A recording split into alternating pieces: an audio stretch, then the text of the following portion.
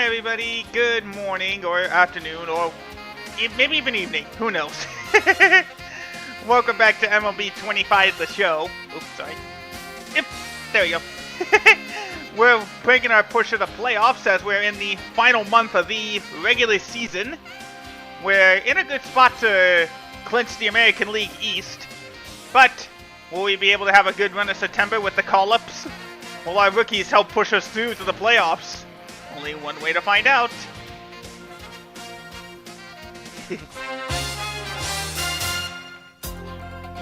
Good time zone?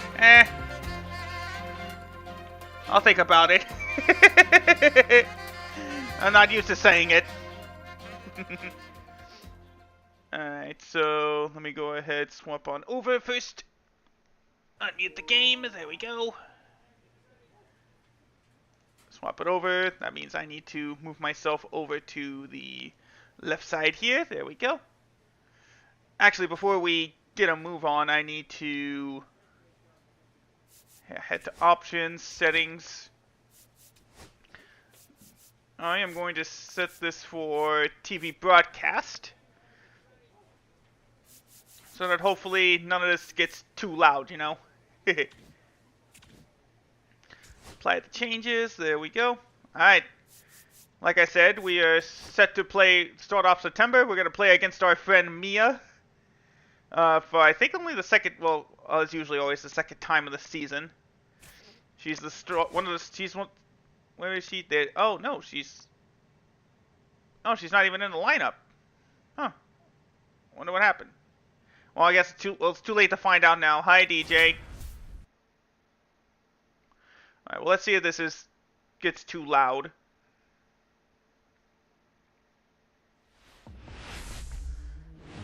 There we go, load up. And welcome in, everybody. Glad you're with us. Welcome to Oracle Park. On MLB The Show. It's the Baltimore Orioles taking on the San Francisco Giants. Okay, DJ. Oh, there she is, but I don't know why she's not. But I hate that they do this every time. Ready for something special, and so are we. For the first time in the history of Major League Baseball, no, two female not players true. will go head-to-head. What's happening here isn't just a game, it's a breakthrough for our sport. No, this is like the 10th time we faced each other a game. Together from little league to the big leagues makes this moment all the more incredible. They've been there for each other when the going gets tough, and now they get to celebrate all those years of solidarity and support together. I can't imagine what she's not even in the lineup game. All right, we'll be back unless she's going to be brought in as a pinch hitter. I don't think we're going to see her today.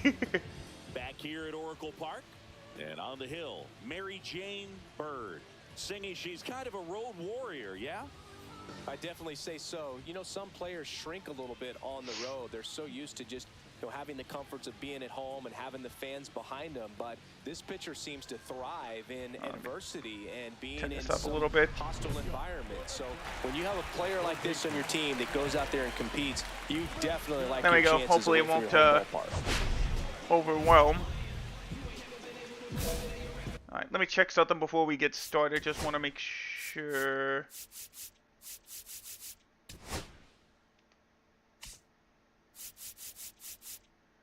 Is she injured or something? I don't know why she's not even in the lineup. Where would I see the batting order? Oh yeah, there we go. Yeah, she's not even in the starting lineup. What gives? What gives, game? She's not even in the starting lineup. Why even give us that sort of thing? Alright, let's get started. Bottom of the first. Here we go. On the ground. Got him. Tosses to first. And a quick out, number one. The shortstop, Luis Fernandez. Luis Fernandez. Alright, so it seems like the next Giants. Well, as I said, it only took one pitch to get the first out. Fouled away. First offering is fouled off. Fernandez turning some heads with this recent stretch of impressive play. Last series, he was 4 for 7. Strike two. Cut her in there. There you see, we got a 7-game advantage on the Tampa Bay Rays, 7.5 on the Yankees, 18.5 on the Blue Jays, and 28 on the Red Sox. Hey, Black.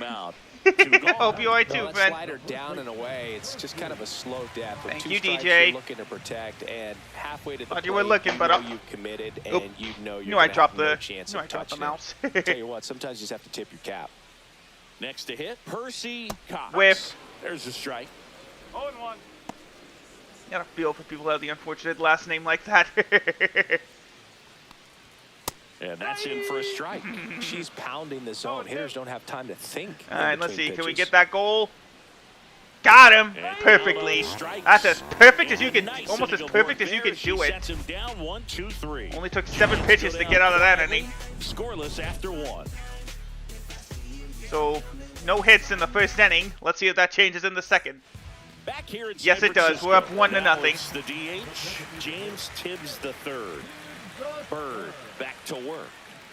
There's a strike. Right on the That pitch was corner. dotted. So much talent on display when Well, she's since out we're there on the up, hill. we get an extra performance on our pitches. Check Ooh, swing. got Did him. he go? Yes, he did. Let's throw a cutter backdoor, see if that works. Yes, it does. Swing and a miss. And she struck him out. 3 in a row. He's her third of the game. Been a pretty rough start to this series for him at the plate. Let's look at 3 the strikeouts in the cutter first game on the yesterday, Google another stat one cloud. Right there. Or Google They've Cloud. Got a great plan for how to deal 6-inch with this break, guy right over now. 2,000 RPMs on that cutter.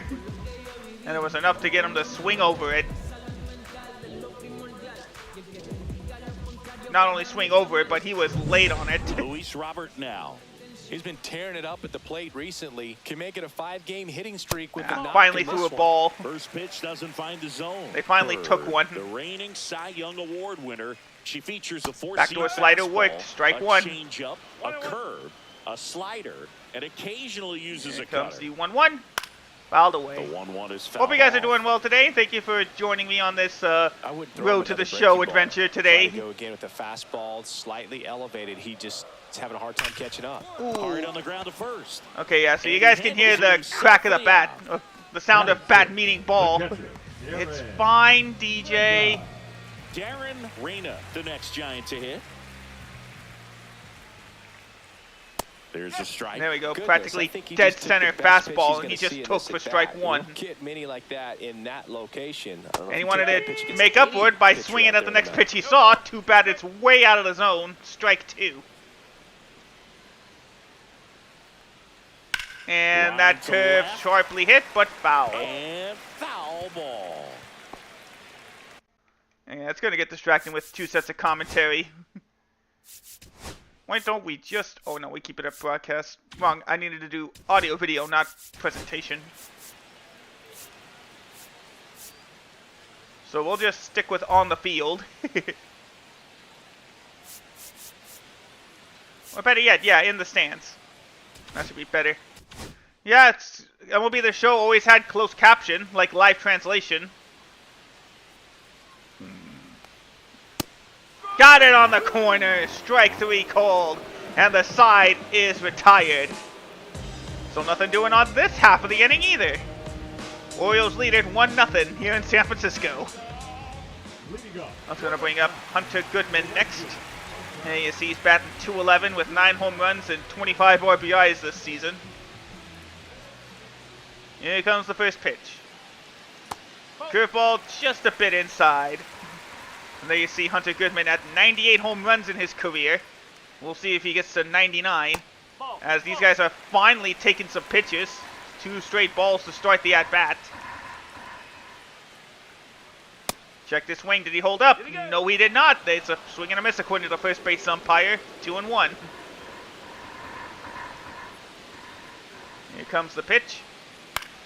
That's a foul. Thank you again, Hetcho. Alright, let's throw a curve. Good hit. Headed out to left field. In the glove for an out.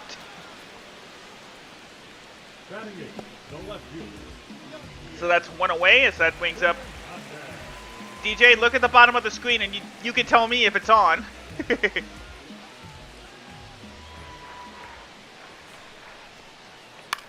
And first pitch fouled. Could still be in play though. And Ellie runs a great distance to get the second out. 2 away. Batting ninth, the second Finally baseman, headed to the bottom. Filling in for Mia today, Ambroise Tavares. He's batting .259 as he takes a strike on the corner. 0-1. And you see, he's been pretty good these last 4 games, 6 for 17, as he takes the backdoor slider inside for ball 1. The 1-1. That was so early. I cannot believe he swung at that before the pitch barely even left my hand. He swung. What was he expecting, 110 on that radar? He got the fastball, but it was way too early. Yeah, if he swung at that, I wanted to see if he could swing at that pitch way out there. But instead, he decides to hold off. Cutter breaks in the zone, strike 3, and the side is retired. So still that 1 run in the second inning is all that Baltimore has to take the lead. They're up 1-0. Dynamic challenge, that must mean... Oh, nope. We're now in the second time through the lineup as Trey Lipscomb comes back to the plate. He struck out in his debut at bat. We'll see if he has anything for his second career at bat. Making use of this, Giants making use of those September call-ups as Trey takes strike 1. He was acquired in free agency earlier last season, or was it this season? Here comes the 0-1. Swing and a miss at the slider down. 0-2.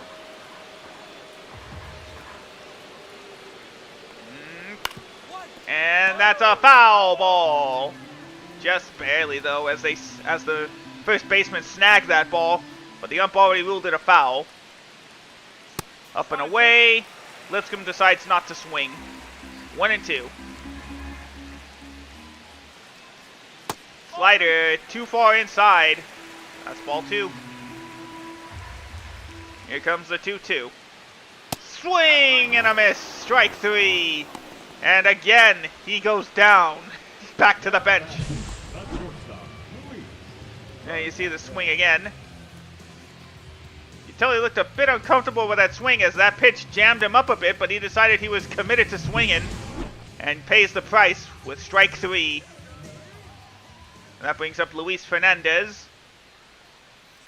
And that's a loud foul ball. 0-1. You see his season stats there. He's batting .269. He only has 1 home run, but he knocked home 10 runs this season. It's been a while. Let's throw a changeup. Almost swung at it. Holds off as it bounces in the dirt for ball 1. There's the chance of Let's Go Giants as Luis swings over for strike 2. So there you see, with those 6 strikeouts I have, I'm already at 260 strikeouts this season. Let's see if we can make it 261. Almost, but the ump says he held up in time. Ball 2.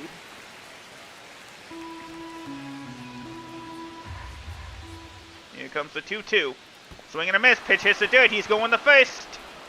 But the throw is easily made in time. That's a strikeout throwout. So he probably got the changeup he wanted.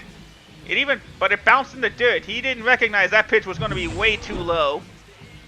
And he pays that price again. As Percy Cox comes to the plate. Slider way too low. Ball 1. And there you see in this last game against the Orioles, he was 2 for 5 with an RBI. The series counting his strikeout he got in the last at-bat. Changeup, he's doing better to hold off. Ball 2. This is his second year with the Giants after being acquired in a trade with the White Sox. As he takes that strike down the middle, 2-1.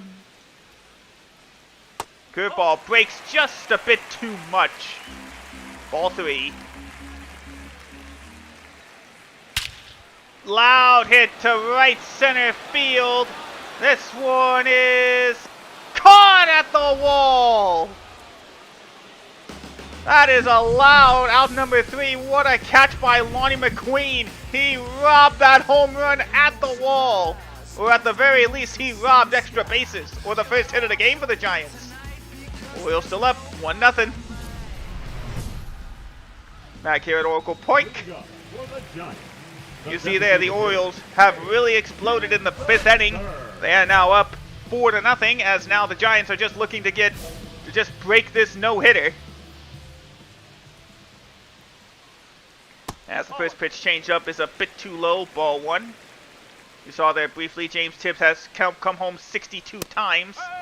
That's good enough for 3rd best on the Giants. As that changeup was in there, strike 1. Curveball sat on a tee practically down the middle, but he takes for strike 2. Is the 1-2.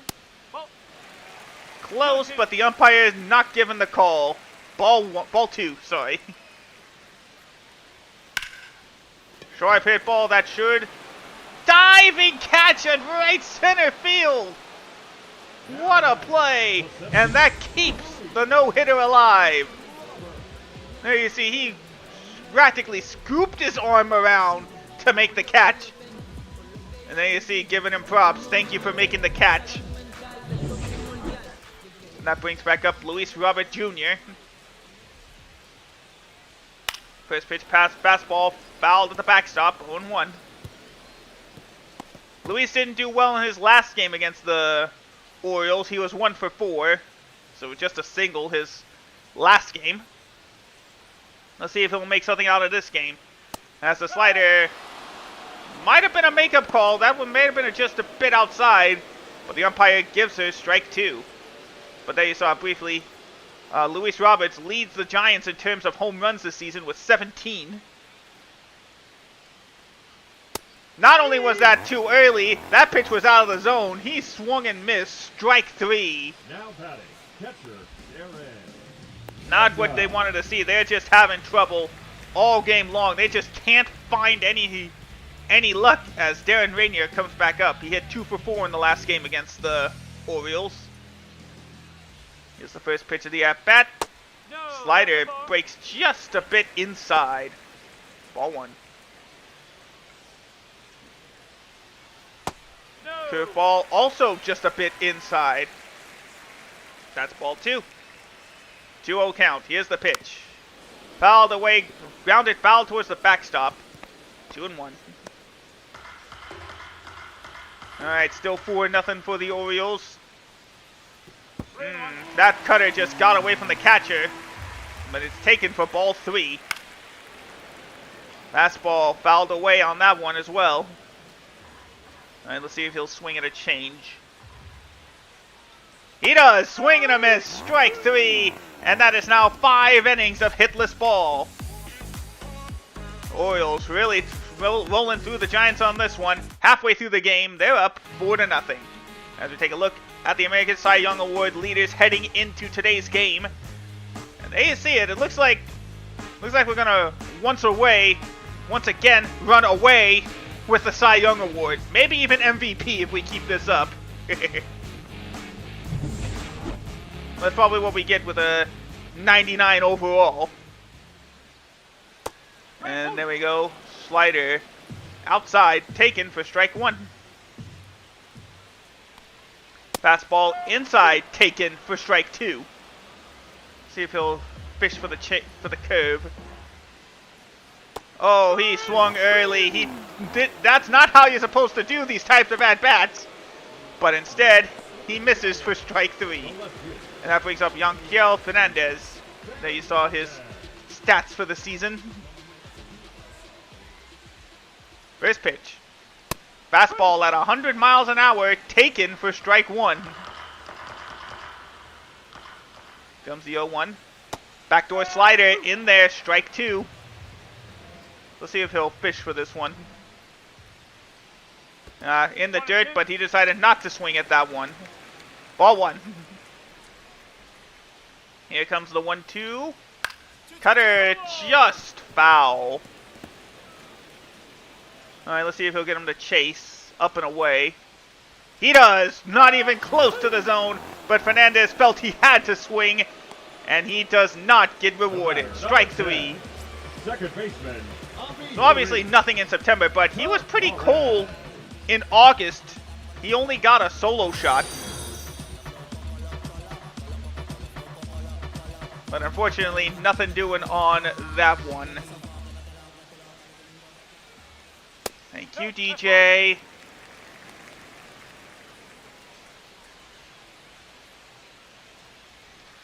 How you doing? Oop. Swing and a miss. Strike one.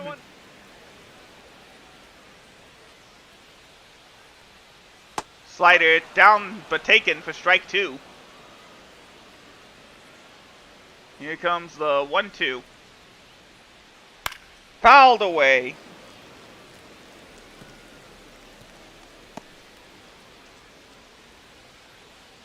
Sorry, I just need to check something. Alright, here we go. 1-2 count. Ooh, in the dirt. Catcher holds on to it, but it's taken for ball two. Oh, he probably would have been better off if he swung at it, but instead, he lets it take for a ball. Full count. And we finally give up our first base runner of the game.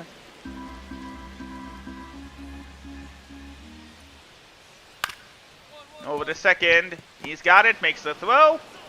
In time. Out number 3. And that ends the inning. So the Giants not finding anything through in the first 2/3 of the game. And they're running out of time to win this one.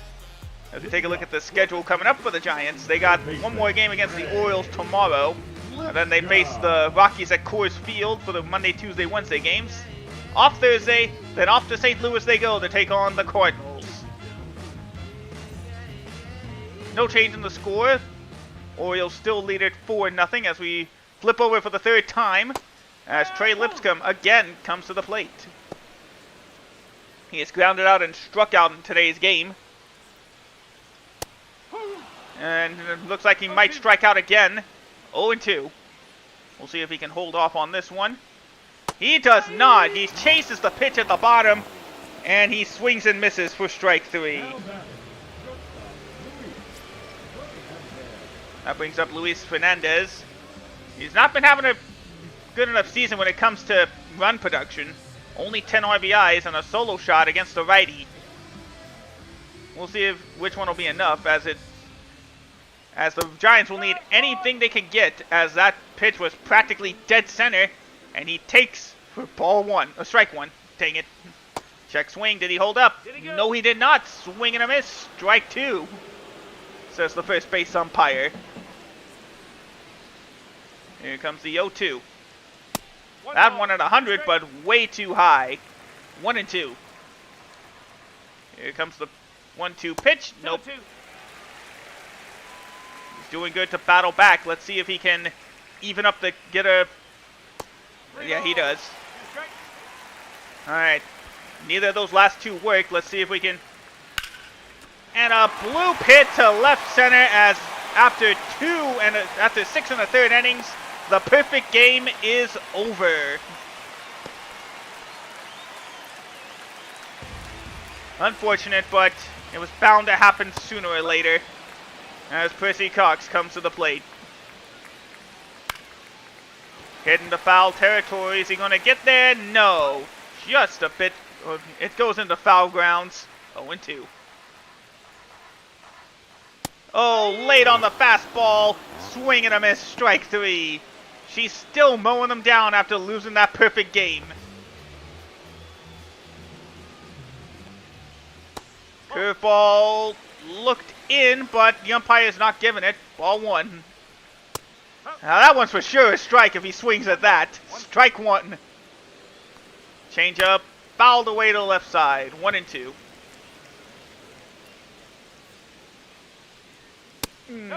Just a bit too high at 101 now.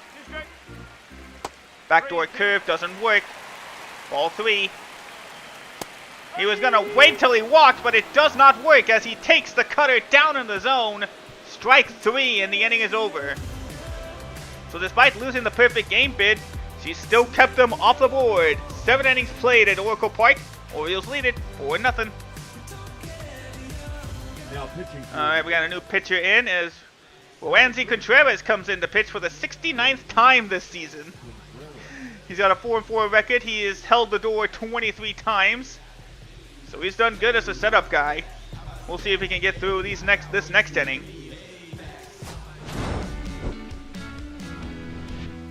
So another good win for the Orioles as they keep their lead in the AL East intact. They were going to regardless, but they're keeping it going with a 21st win of the season. 7 innings pitched, only gave up a hit and 14 strikeouts, as she is closing in on 2,000 strikeouts. Orioles win it 5-2.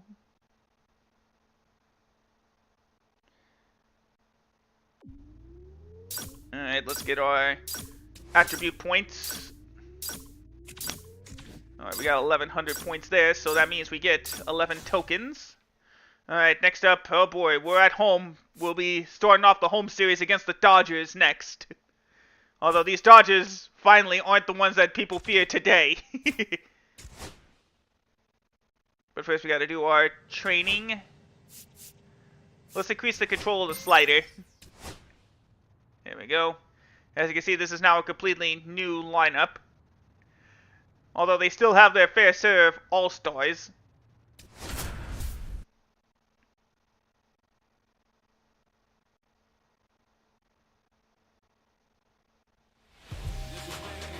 Alright, here we are. She's making her 29th start of the season. She's only failed to get a result in 6 games as her sub-2 ERA and sub-1 walks and hits per innings pitch tend to prove. We'll see if she can finally, we'll see how close she can get to 2,000 strikeouts as Ronald Reyes leads off we'll start the game. He's batting .297. He's having his best year in terms of home runs. He's hit 24 so far for the Dodgers, with those 65 runs batted in. First pitch, here we go. It's a curveball too low. Ball 1 and the game is underway. And there you see the Orioles 84-56 this season. As Reyes grounds to second, makes the throw to first. In time, 1 away to start the game. Batting second, the third baseman. Took 2 pitches to get the first guy out of the game. Yeah. We'll see how far we go here as Juan Vina comes up. Batting .218. A bit of a speedster on the plate, so hopefully we don't give up the hit. As it's right on the corner for strike 1. Man, I can speak English, I swear. Second pitch. And again, it's grounded to the second baseman. Gathers it, throw to first in time. Two quick outs to start the game. Batting third, the second baseman. That brings up Tony Kraft. He's a 2-time Silver Slugger. He's batting .314 with, I believe that said 17 home runs. As he takes the first pitch slider. He's also had plenty of walks, so he's been feared in the National League. He's tied for 9th heading into today's game. But we're showing no respect right now as he's taken 2 quick strikes. The 0-2. And no surprise, he swung and missed. But it hit the dirt. And the throw to first is in time. A very quick 1-2-3 to start the game. We'll see if Baltimore can use that to their advantage. So that brings up Walker Jenkins to lead off for the Dodgers this half of the inning. After we went through a scoreless. First, he was an all-star this year. And you can see with his .256 average and 25 home runs, with I believe 80 RBIs this season. And he is showing no patience right now as he wants to recover from that poor 1-5 performance he had in the last game. Or in their last game, I should say. Oh, he went fishing, lucky enough to make contact. Fouled away back to the catcher. 1-2. Sorry, 0-2. He was a bit late recognizing that fastball. And that goes foul. Still 0-2. Still just trying to fight to stay alive. He wants to work that pitch count back up after a very quick inning number 1. And it's working out as he finally takes a ball. Now it's 1-2. Hit up the middle. That's how you like it. First hit of the ball game.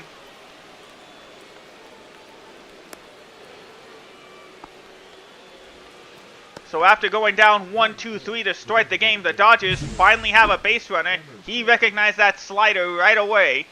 And he knew that it was going to stay in the zone. So you see there, that was practically dead center. Lucky it wasn't worse than a single. As Colt Emerson comes to the plate, as he just struggles to just foul that off. He's also having a record year with 22 home runs and 74 RBIs. He's batting close to he's hitting a quarter of his pitches. He's in a quarter of his at-bats, I should say. But, as you see there, he's hit into 13 double plays this year. So he's looking to avoid it this time. Well, you can't hit into a double play if you don't even hit the ball. He swings and misses. Strike 3. And that's the second strikeout of the evening.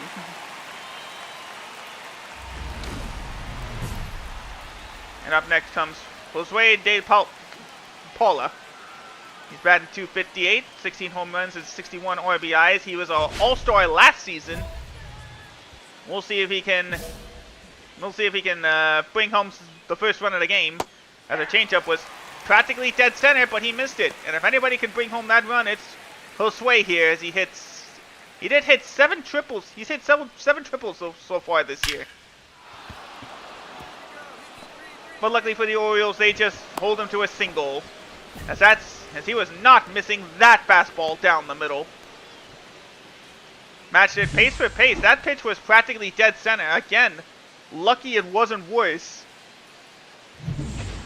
As that brings up Alan Nolan to the plate.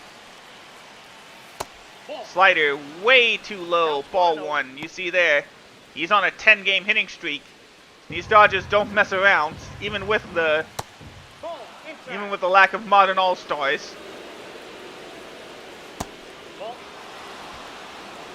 Could leave the bases loaded for Wyatt Langford. Let's see how this goes. Finally gets his strike. 3-1. And too low. He did not move the bat off his shoulders. Ball 4. Bases loaded. And that leaves it up to the 2-time All-Star to knock in some runs for the Dodgers.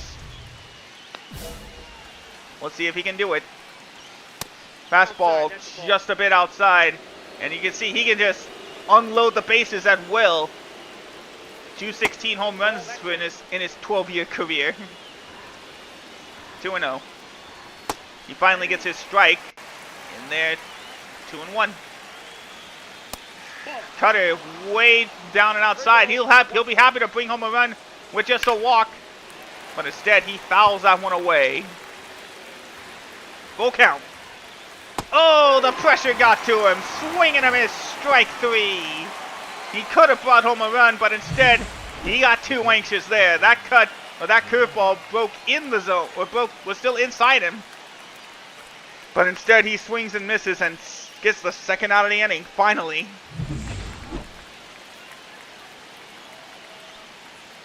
Fastball might have been too high, but Kevin takes for ball 1.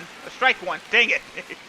For a catcher, he's pretty speedy, though. He's stolen 12 bases, and he's batting .259 with 45 RBIs.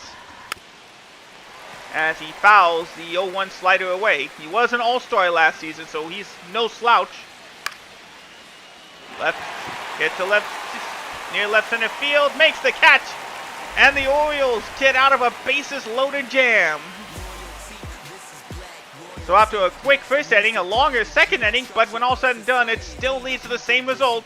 No runs on the board for the Dodgers. Bottom of the second, coming up. All right, let's take a look at some news and notes. Todd Hearns of the Twins was breaking out of a poor performance with 2 for 32 recently. He got 2 hits against the White Sox. Young prospect James Bouk goes 6 innings, gave up 2 runs and 5 strikeouts in his debut against the Astros. And Ezra Release of the Milwaukee Brewers gets his 600th career RBI. So the Orioles finally working with a lead as the lineup flips over to Ronald Reyes. First pitch. Bit off balance for Reyes as he fouled that one to left field. 0-1. Reyes, one of the best hitters for the Dodgers. He hit 146 times this season. And make that 147. Up the middle for a base hit. So the Dodgers looking to try to set the table without giving up an out this time. As Juan Vina comes to the plate. Fastball just a bit inside. Ball 1. Change up, starting to float outside. Curveball in there for strike 2 that time. Cutter doesn't break in. 3-1. The 3-1 pitch is fouled away. Full count. Here comes the 3-2. Hit to right field, but the center fielder is going to get this one, and he will make the catch as the runner retreats back to first. One away. And that brings up Tony Kraft. He can still bring in those runs, even though he struck out last time. He's a silver slugger for a reason. As it's grounded, Elliott is short, throw to second, barehanded throw to first. Catch and throw in there for out number 3, and it's a double play, and the inning is over. So a fine bit of fielding for that 6-4-3 double play as that retires the side. Orioles still up 1-0 here in the bottom of the 3rd.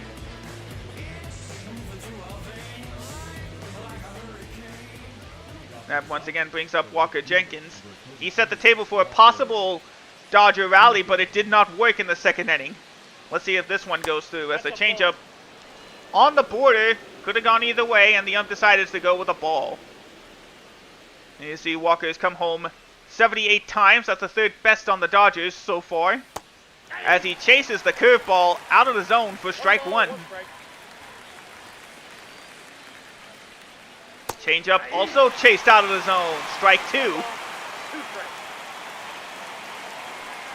And that 99-mile-an-hour fastball is fouled away. 1-2 again. Here comes the 1-2. Grounded to second. Throw to first. In time. Out number 1. Nice little catch and toss there for him that time, as Colt comes back up to the plate. He's got 22 home runs and 78 RBIs. Here's the leadoff pitch. Just a bit high, as you see Colt has hit 22 home runs this season. That's 3rd best on the Dodgers.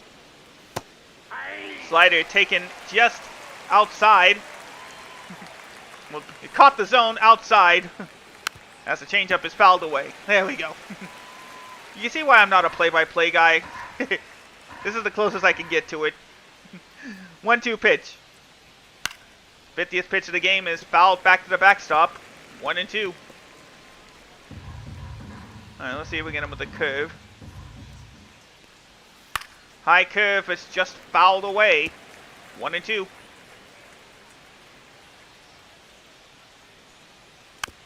He's just fouling off whatever he can here. He wants this at-bat to go for a while.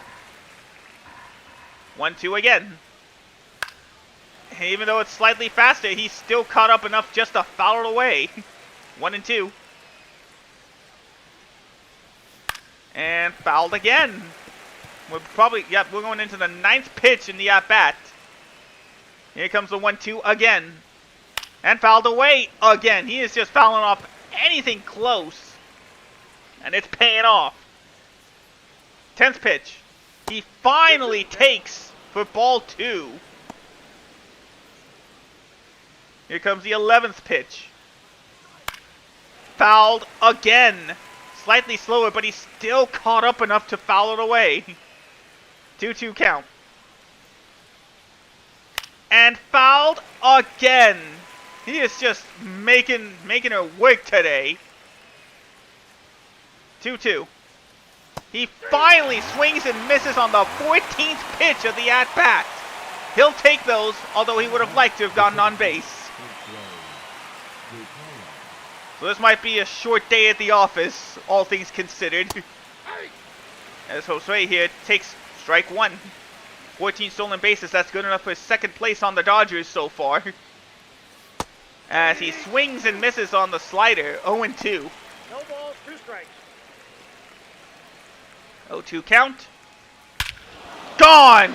Just like that, the game is tied! One swing has changed the game.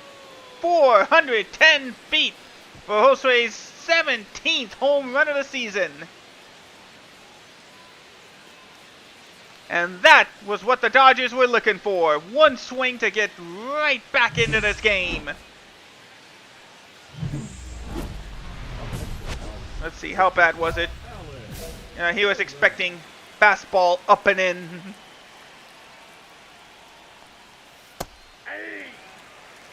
All right, Alan Nolan looking to take the lead for the Dodgers here in the top of the fourth.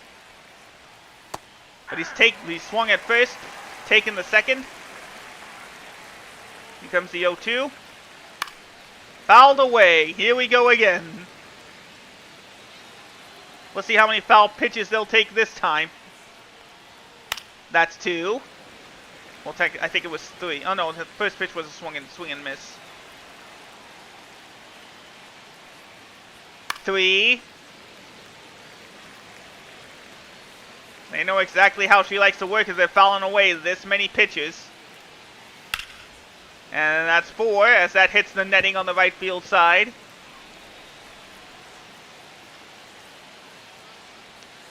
Figured he's fouling everything. May as well try to see if he'll chase a slider all the way out of there. This one finds the field as it's headed to center. Makes the catch. And that ends the side. So the Dodgers found the pitch they were looking for. They tie it up on a solo shot to right field. We're tied at 1-1 heading to the bottom of the fourth.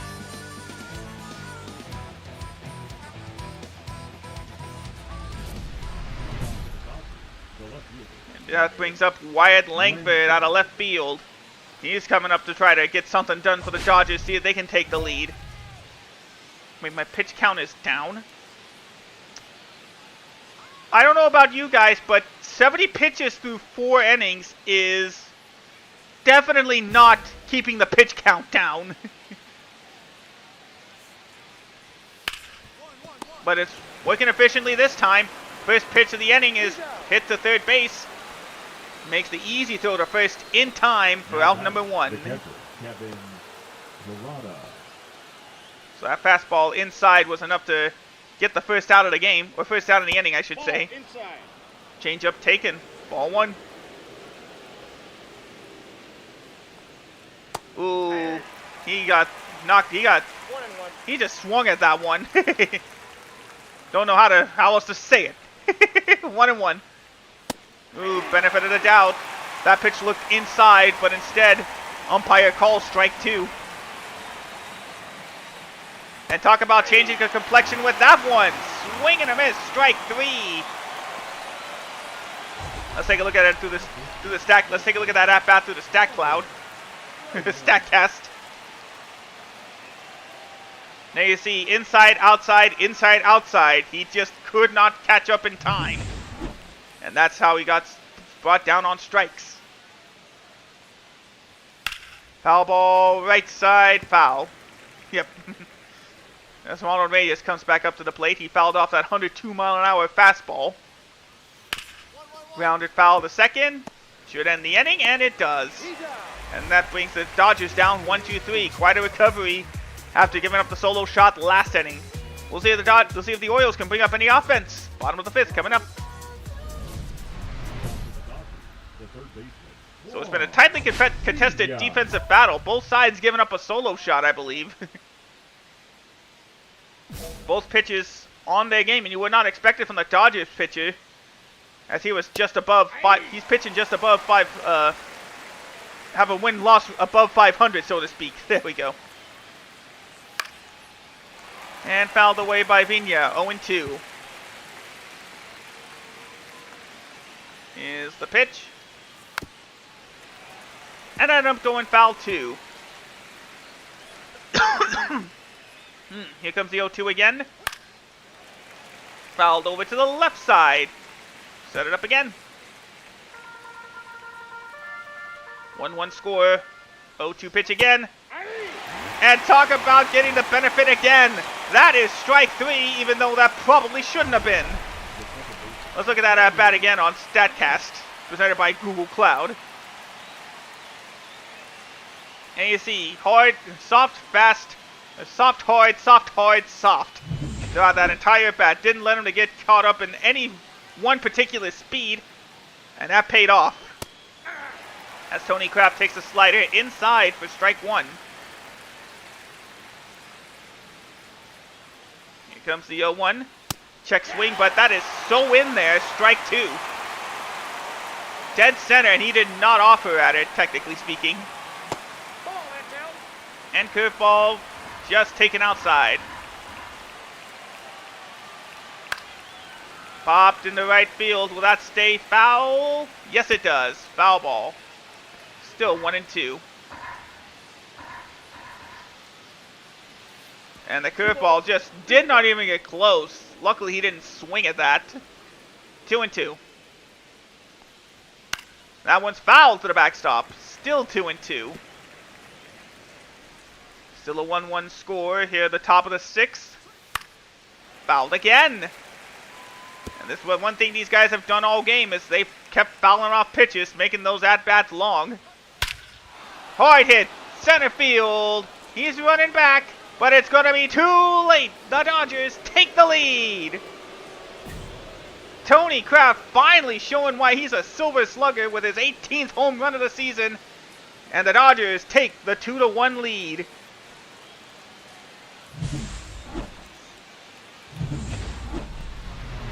So we picked a bad time to have our offense get cold. Yep, slider dead center. That was going to be anything but a home. I would have been surprised if it was anything but a home run. I'm okay, DJ. Ooh, hit off my foot. Go to first in time. So another recovery after giving up another solo shot. He wanted to swing, but he held up enough to force a ball one. Pop foul in the left field. Is that going to stay in play? Nope, the left fielder makes the catch in time for out number 3. So still technically a quality start, but the Dodgers take the lead off another solo shot. They lead it 2-1, bottom of the 6th. And no surprise, I'm done for the day after giving up 2 shots. And that's going to bring up Miguel Castro, who's making his 68th appearance this season. So he's not had a good season, so there's a good chance the Orioles might lose this one.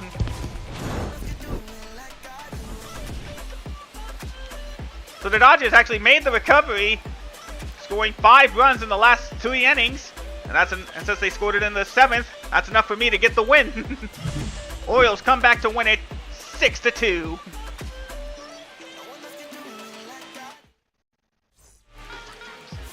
Yeah, they scored it in the 6th, so that means I get the win. And that means we were up 4-2, so I get the win. Didn't deserve it by any means, but a win is a win. You take those.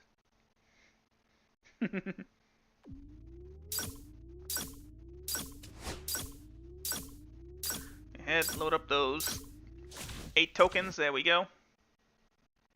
Alright, next up will be closing out the series against the Pittsburgh Pirates. And of course that means I'm still not going to face the Toronto Blue Jays, because of course not.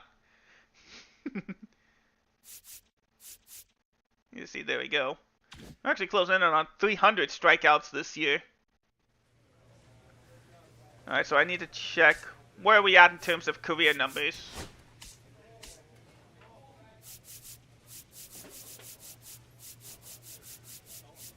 Oh, I missed it, sorry.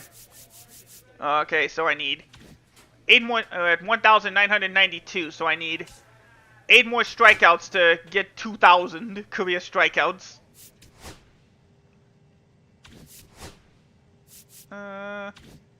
Let's just keep the work at the bullpen. Let's make our curveball a little bit faster. Alright, so yeah, we gotta do well to try to prevent a sweep.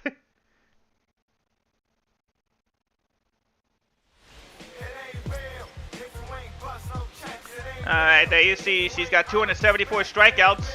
She leads the American League, the strikeout queen, striking again today. Will she hit 2,000 strikeouts at home? But she's going to have to take on the tough Pittsburgh Pirates. Let's see if they can do it. So there she goes, getting ready to start. She's pitched just over 200 innings this year. And like I said, she is now 8 strikeouts away from 2,000 career strikeouts. as she is making her 30th start this season. A nice healthy season, and she is in firm contention for not only the Cy Young, for her 5th Cy Young, but possibly her 3rd MVP. Number 18. We'll see how she does against the NL Central leading Pittsburgh Pirates, as Derek Keith will lead things off today. Here comes the first pitch of the ball game, and it's fouled away, as the game has now begun at Oracle Park. Oriole Park, not Oracle Park. Slider fouled off again, this time right at the catcher. And it's 0-2.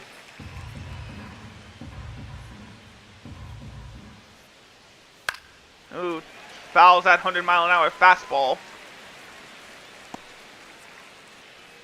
Let's see if we'll get him out on the slider. Not a strikeout, but got it to the shortstop.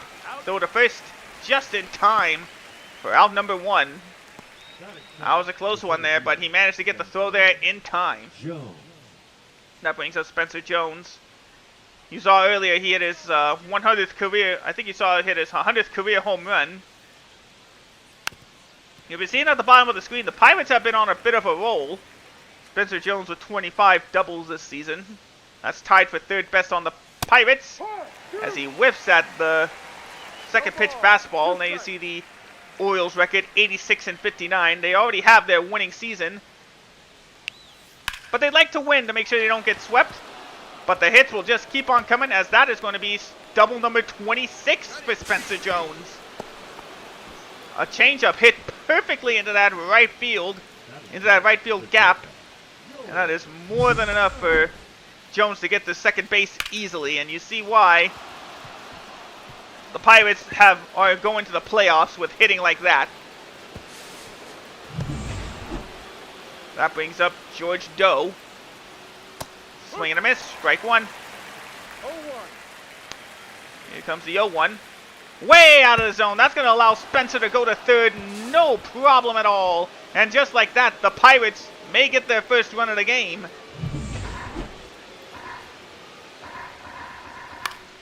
Any sacrifice fly will bring him home, so we got to strike him out. Takes that fast, unhittable. Thank you for that sign, good sir, but... Oh, fouled that one off.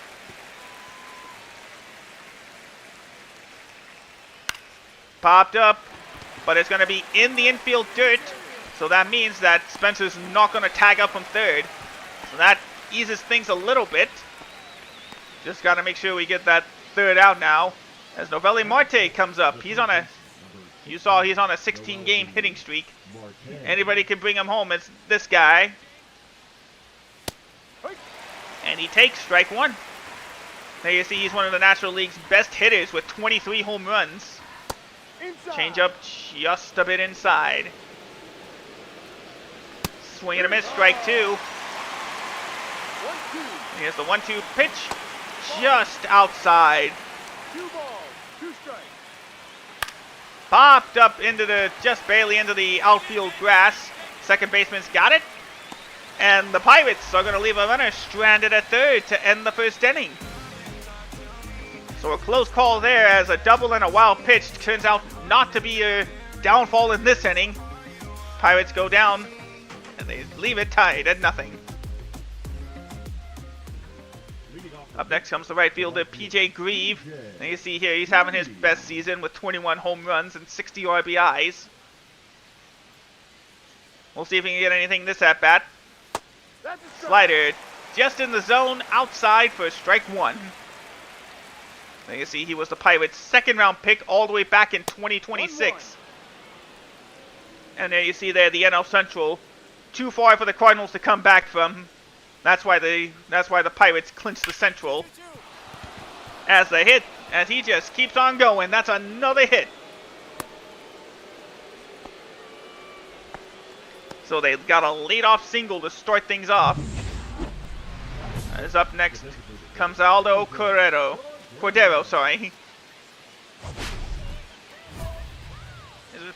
It's a challenge because that guy has got an 84 speed rating and an 82 steal. Just gotta pay attention to him. D-Rod. No ball. One strike. Alright, there we go. Throw the first to keep him honest. I can only do that 2 times in at bat.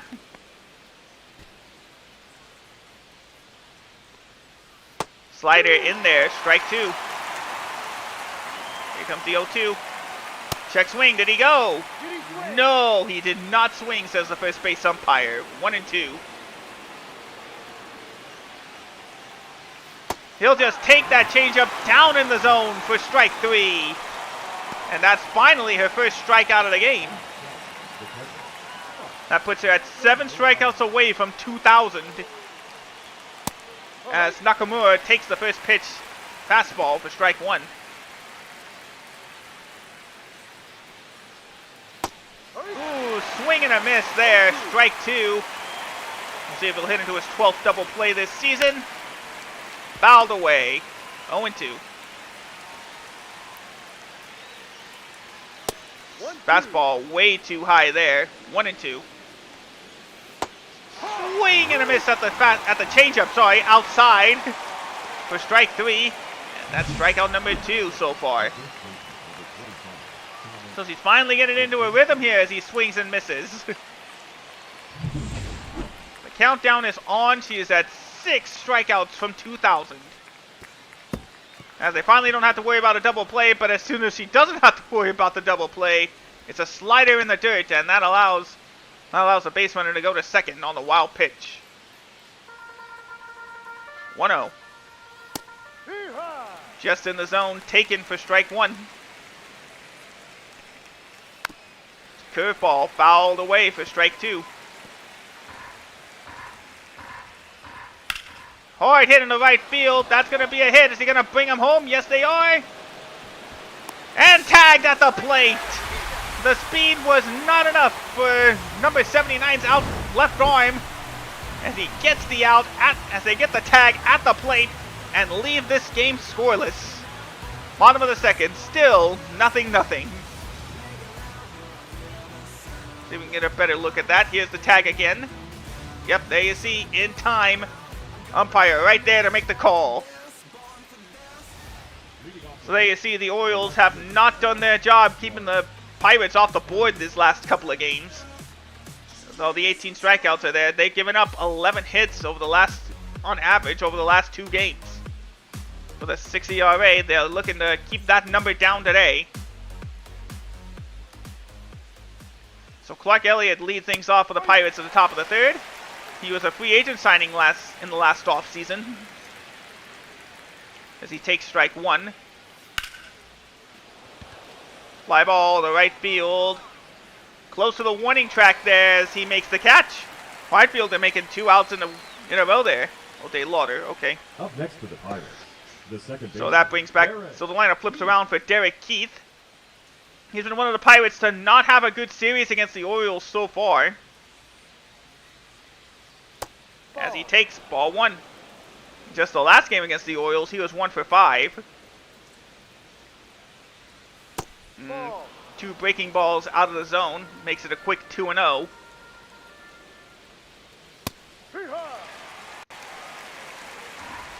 Alright, that fastball was in the zone. Strike 1. Curveball can't find the zone. Should not be walking this guy. Hard hit, but foul. Full count, 3-2. Just a bit too low, so Keith will get his base in another way. That's the first walk of the game. And that brings up Spencer Jones. He's been dominant so far against the Orioles. Talking about the other end of the spectrum there. 2 home runs with 3 RBIs. As his journeyman career brings him to Pittsburgh, he's played 11 years with the Yankees, the Rockies, and now the Pirates. But Jones looking for a home run 101. Fouled that one away. 0-2 again. Change curveball hit the dirt, but it stays in front of the catcher. 1 ball, 2 strikes. Whiffs at the pitch fast and up and in. And that's strikeout number 3 today. It's always a bit of a confidence boost when you take out one of the big hitters like that. We'll see if she can ride that to another scoreless inning.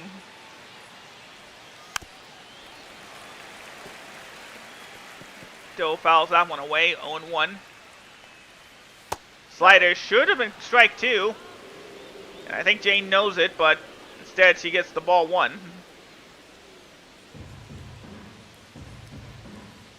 Fastball just outside, 2-1. Doe went fishing on that one, and he swings and misses, 2-2. And he takes the cutter up in the zone, strike 3, and the side is retired. So they got a walk, but didn't do anything past that. As another strikeout gets notched as she gets closer to strikeout 2,000. After a couple hits all around, nobody's gotten anything done in the first third of the game. Nothing at the top of the 4th. So once again, we take a look at that MVP candidacy list. And there you see she's in good contention here, but got tough competition from her own teammate James Wood and Augustin Ramirez out in Sacramento. Both players looking to really fight for that MVP title. We'll see who gets it at the end of September. That brings up Novoletti Marti. He's got 500 career RBIs, and he's on a 16-game hit streak. We'll see if he can keep that up. As once again, 2 pitches go for 2 balls. 2-0. He decides not to take, but instead he'll foul the changeup just at the backstop. 2-1. Here's the pitch. That pitch was way too high when it even broke, but he still managed to just foul it off instead. 2-2. That's a hit to the left, head past the first baseman, and the hitting streak is still alive. That puts 17 games in a row for the lovely Marty. There you see that hitting streak continues to grow. He's now technically being a quarter of the way to breaking that legendary hit streak set by Joe DiMaggio so long ago. I think all he'll care about right now is just trying to get the win. As Grieve takes the first pitch slider and fouls a second pitch fastball. 0-2. And he whips out the third pitch fastball. Swing and a miss, strike 3. And that is strikeout number 5. And that puts Jane here at 1,997 career strikeouts. That brings... Oh, they're going for first. That's a ball, but the tag is in there for out number 2. He took a curveball in the dirt, threw the first, and still got the tag. That is a trademark catcher right there.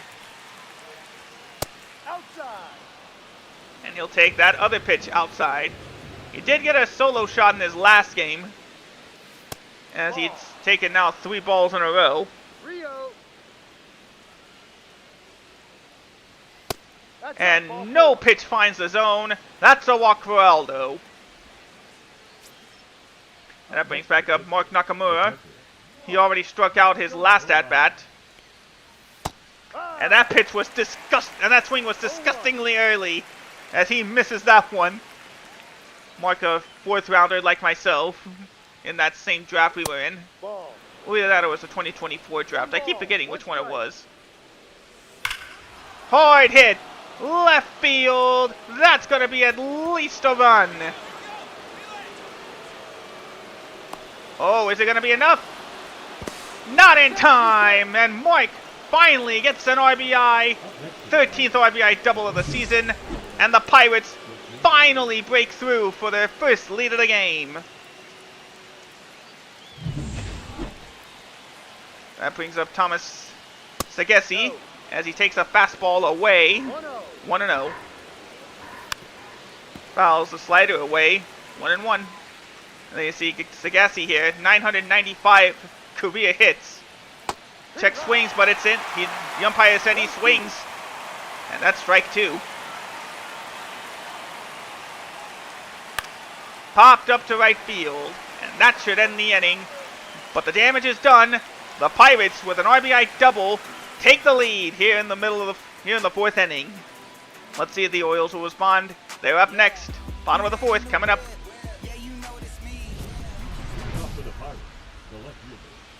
So once again, a defensive battle between these two teams. As the Pirates still lead 1-0 here in the top of the 5th. As he takes a slider, just caught the zone for strike 1. Clark Elliott, one of the star players for the Pirates, 13-year career. But right now he's taken 2 straight strikes. Let's see if he'll counteract and try to swing. No, he's still taking, and that one paid off. 1-2 with that changeup down the zone. And holding off paid off. That's another hit for Clark Elliott. So unfortunately, we're not going to go 1, 2, 3. Second baseman. That brings back up the lineup for Derek Keith. Changeup too low. Ball 1. Fastball just outside the zone. Ball 2. Curveball just a bit too far down and away. And this time the pitcher gets the call there. Slider in there as well. From down 3-0 to a 3-2 count. From 3-0 down to a strikeout. Strikeout number 6. And she has almost reached another milestone, closing in on 2,000 strikeouts. That puts her at 1,988. As curveball is taken away. Ball 1. Fastball taken to the backstop, fouled away. 1-1. So there you see 2 strikeouts away from 2,000. But it's not going to happen there, as that's a fly ball to right field. He's there to make the catch. And that forces the runner to go back to first. 2 away.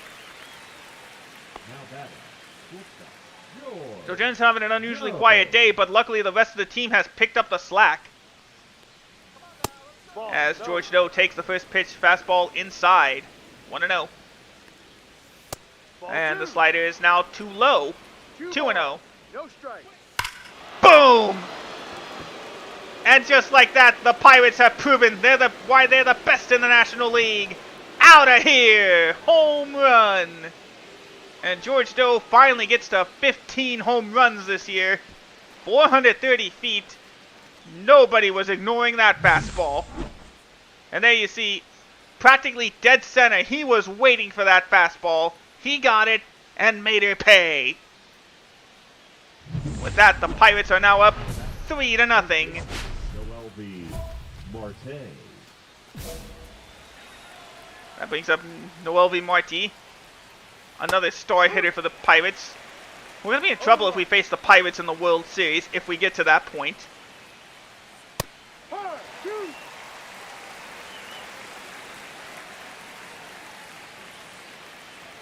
And a ground to the third. Should make the play. And that retires aside. But again, the damage is done. The Pirates got some insurance runs to try to hold them off. Let's see if they'll be enough for the win. Yeah, no surprise. 3 runs in 6 innings. Yeah, 3 runs in 5 innings. Yeah, I'm done. And of course, that 2-run home run made the difference as the Pirates hold on to win 3-2. So unfortunately, she's going to sit just shy of 2,000 strikeouts. As they almost made a recovery effort, but it was not enough.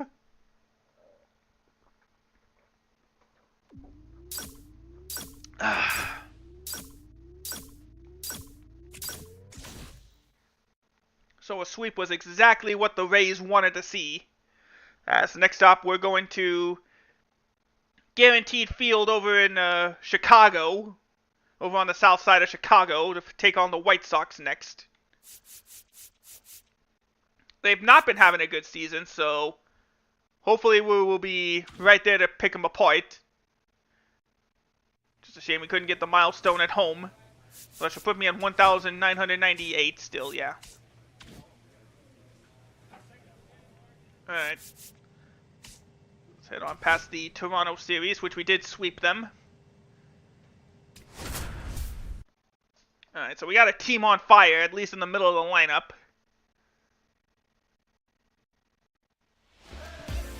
So there you see, we get to see one of the stars of the American League, Jane Bird. 2 strikeouts away from 2,000. Oh, it's rate field, not guaranteed field. Will she get 2,000 strikeouts tonight? Let's find out. It's the Orioles and the White Sox coming up next.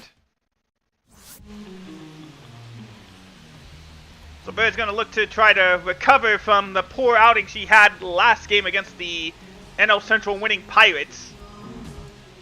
But maybe getting 2,000 career strikeouts will be in a better circumstance this time. Those 3 runs bumped up her ERA quite a bit, but she's going to be working from an advantage so far, as the Orioles took 3 runs in the top of the first. First pitch, dead center as they take for strike 1. And there you see the AL East. Yankees, the Orioles might have a chance to clinch the AL East within the week at this rate. As a slider is taken for strike 2. Here comes the 0-2 pitch. He's deciding to take that one.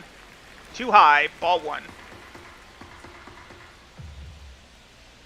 Swing and a miss on the changeup outside. Strike 3. And that puts her at strikeout 1,999. Fastball just a bit too low. Ball 1. Willie Lantiga up. And he hits that slider sharply into center field for their first hit of the game.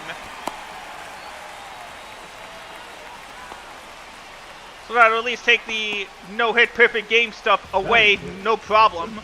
As Jack Hamilton now comes up to the plate. As the first pitch is in there for strike 1. Hamilton's got a chance to make it close. He's having a career year when it comes to home runs, with 16 of them so far this season. As a slider is sharply hit foul that time. 0-2. But he can also take those runs away, as he's already hit into 12 double plays this year. Taking that for ball 1. 1 and 2. Is the 1-2. Not a good hit in the right field. That's a fly out. And 2 away as the runner goes back to first. Batting fourth. So 2 away now for the White Sox. That's going to bring up Dustin Harris, the 2031 Rookie of the Year. Still proving why he's got those numbers with those 13 home runs and 51 RBIs. But not that bad, as that is going to be lined out to center field. Makes the catch. And the White Sox go down quietly. So the White Sox have no answer to that 3-run top of the first. They're down 3-0. Up next for the White Sox comes Lazaro Montes. Has those 65 RBIs, as you see, is the best number of his career so far. As the curveball is way too low. Although he's had a good year of RBIs, you see there, he has struck out a lot of times, so he is the prime candidate for strikeout 2,000. Sometime in this game, if it's not this time. It's not going to be this time, as that is going to be flied out to left field. Made the catch. And that's the first out of the inning. Batting 6. Up next comes the second baseman, Sonny Bagley. 10 home runs, 48 RBIs on a 266 average and a 700 OPS. We'll see how this one goes. Changeup hit sharply to first base. But the first baseman will take it himself for out number 2. Batting 7. The designated hitter, Brayler. That brings up Brayler Guerrero. He's in the designated hitter spot, but he has not had the stats so far for a designated hitter. 236 with 6 home runs and 36 RBIs, and he was 0 for 5 last night against the Orioles. He whiffs strike 2. Is this the moment? Are we going to see it? Nope. Too high. Ball 1. Swing and a miss, strike 3. And that is strikeout 2,000 as the inning is over. History made here at the south side of Chicago.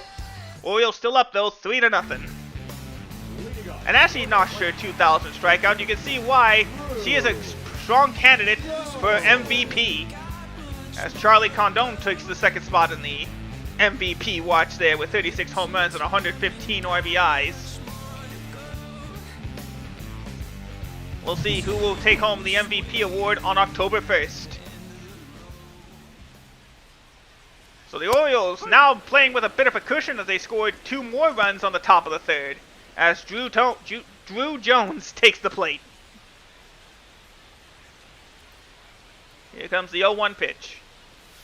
Swing and a miss, strike 2. Are we already going to get to strike out 2001? Not quite, but that is grounded to second. Easy throw to first, and that is out number 1. Batting ninth, the catcher, Dangery. As that brings up Danures de la Cruz. Not to get confused with Ellie de la Cruz. As he takes the first pitch fastball in there, 99 for strike 1. He had a decent game, 2 singles on 4 at-bats. But no single that time, as again the ball is hit to second. And another easy throw to first sets him down, 2 away. The shortstop, Trent. That brings back up Trent Sinclair. 0 for 1 so far. As he takes a 99-mile-an-hour fastball again, strike 1. Slider just a bit too low. And swing and a miss there on the curveball just outside. 1 and 2. Here comes the 1-2. Fastball a bit out of the zone, but he manages to foul it away. Still 1 and 2. See if another curveball will get him. Nope, sharply hit to left field. But the left fielder makes the running catch to end the inning. So once again, the White Sox don't answer on a top of the first on the top of the inning where they gave up runs. And that brings up Willie Lentiga here in the bottom of the 4th. The left fielder, Willie. Backdoor slider in there, strike 1. You see there he was acquired in a trade from Boston back in 2028. As he takes the changeup down and away. Ball 1. Oh, that breaking ball got him fooled. It's 1 and 2 now. Here's the pitch. Pops straight up to the catcher's mound. All you had to do was take a few steps and get the first out of the inning. The first baseman, number 7. The White Sox already Hamilton. losing their grip on the control there. They're already not doing anything they need to get anything on base here. We'll see if Jack can bring it up. He hit 3 RBIs on 2 doubles in his last 3 games. And the slider gets in there for strike 2. Popped up again, this time to center field. And the catch is made. 2 away. That's going to bring up Justin Harris. He's had an okay series so far against the Orioles. But he'll take that 99-mile-an-hour fastball outside. And you see this is his 5th year in Chicago after being acquired in a trade. As that one's a hard hit to left field. Caught at the warning track for out number 3. And the inning is over. So nothing doing for the White Sox again this inning. 4 innings of no-run baseball.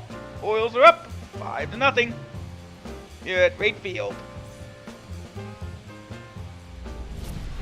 Leading up for the White Sox. And that's going to bring up Lazaro Montez here in the bottom of the 6th. Montez. As mentioned earlier, he's been one of their star hitters. He's got a lot of RBIs, but he's also got a lot of strikeouts. No, DJ, I have not played the bigs.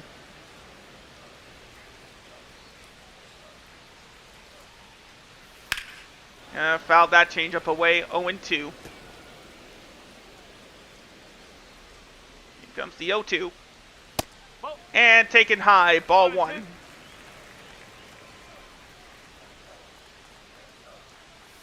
Ooh, curveball. Decided not to swing at that pitch in the dirt. 2-2. Just a bit too low. Ball 3, full count. And he takes strike 3 just inside. And that is finally strikeout number 3. So we finally got to 2001 strikeouts. We finally got to 2001 strikeouts, but we've been mostly letting the outfielders do all the work today.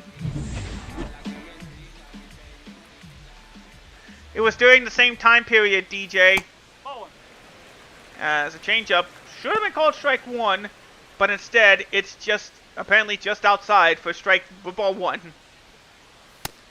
Same location, but this time the umpire gives it 1-1.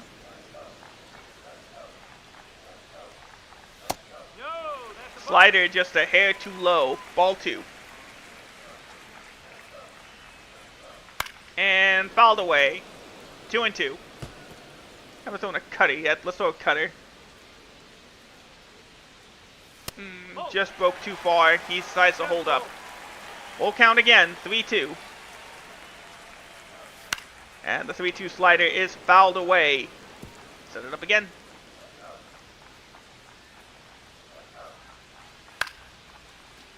Decent hit, but the right fielder should be right there to make the catch. He does. And that's 2 away now. Now batting. That brings back up Braylon Guerrero. First pitch fastball, just lay it in there. And it worked. 0-1. And grounded the second on that curveball. Go to first in time to retire the side in order. So 1-2-3 go the White Sox here in the bottom of the 5th. There's still nothing showing for them besides that one hit. They're still down 5-0.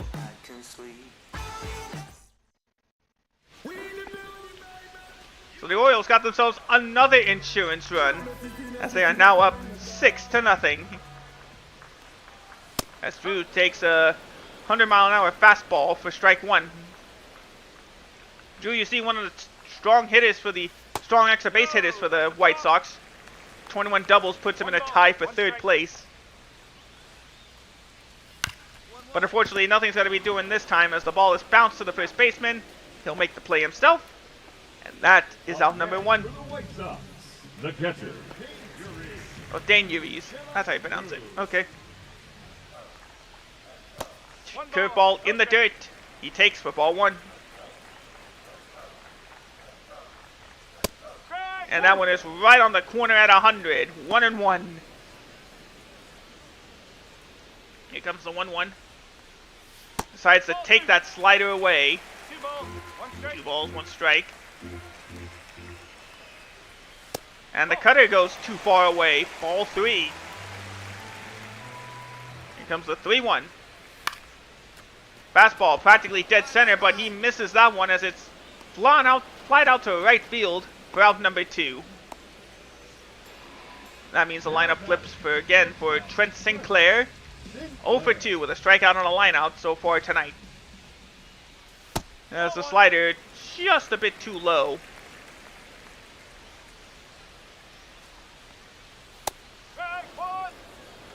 Alright, swings and misses at that fastball. 1-1. Changeup taken in there for strike 2. 1 ball, 2 strikes. Let's see if we'll get that strikeout again. Yes, swing and a miss. She hasn't had her strikeout working, but the rest of the team has picked up the slack. That's only her 4th strikeout tonight, as the White Sox still can't get anything on the board. Back here at right field, there you see the starting pitching battle. As you see, the White Sox starting pitcher was knocked out after 4 innings and 5 runs given up. Meanwhile, us, we've only given up 1 hit while throwing 4 strikeouts. And as you see, it's been a battle of 2 completely different teams here. As the first pitch of the inning is fouled back. 0-1. Holding Lantiga up.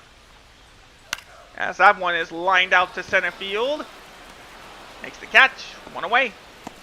So there, as we said all game, She hasn't had the strikeouts working, but the rest of the team has been able to take advantage and get some outs of their own. Hard hit to left field, but that is going to curve foul. On 1 count for Jack Hamilton. Here's the pitch. Just a bit too high. 1 ball, 1 strike. Ball 1 for him.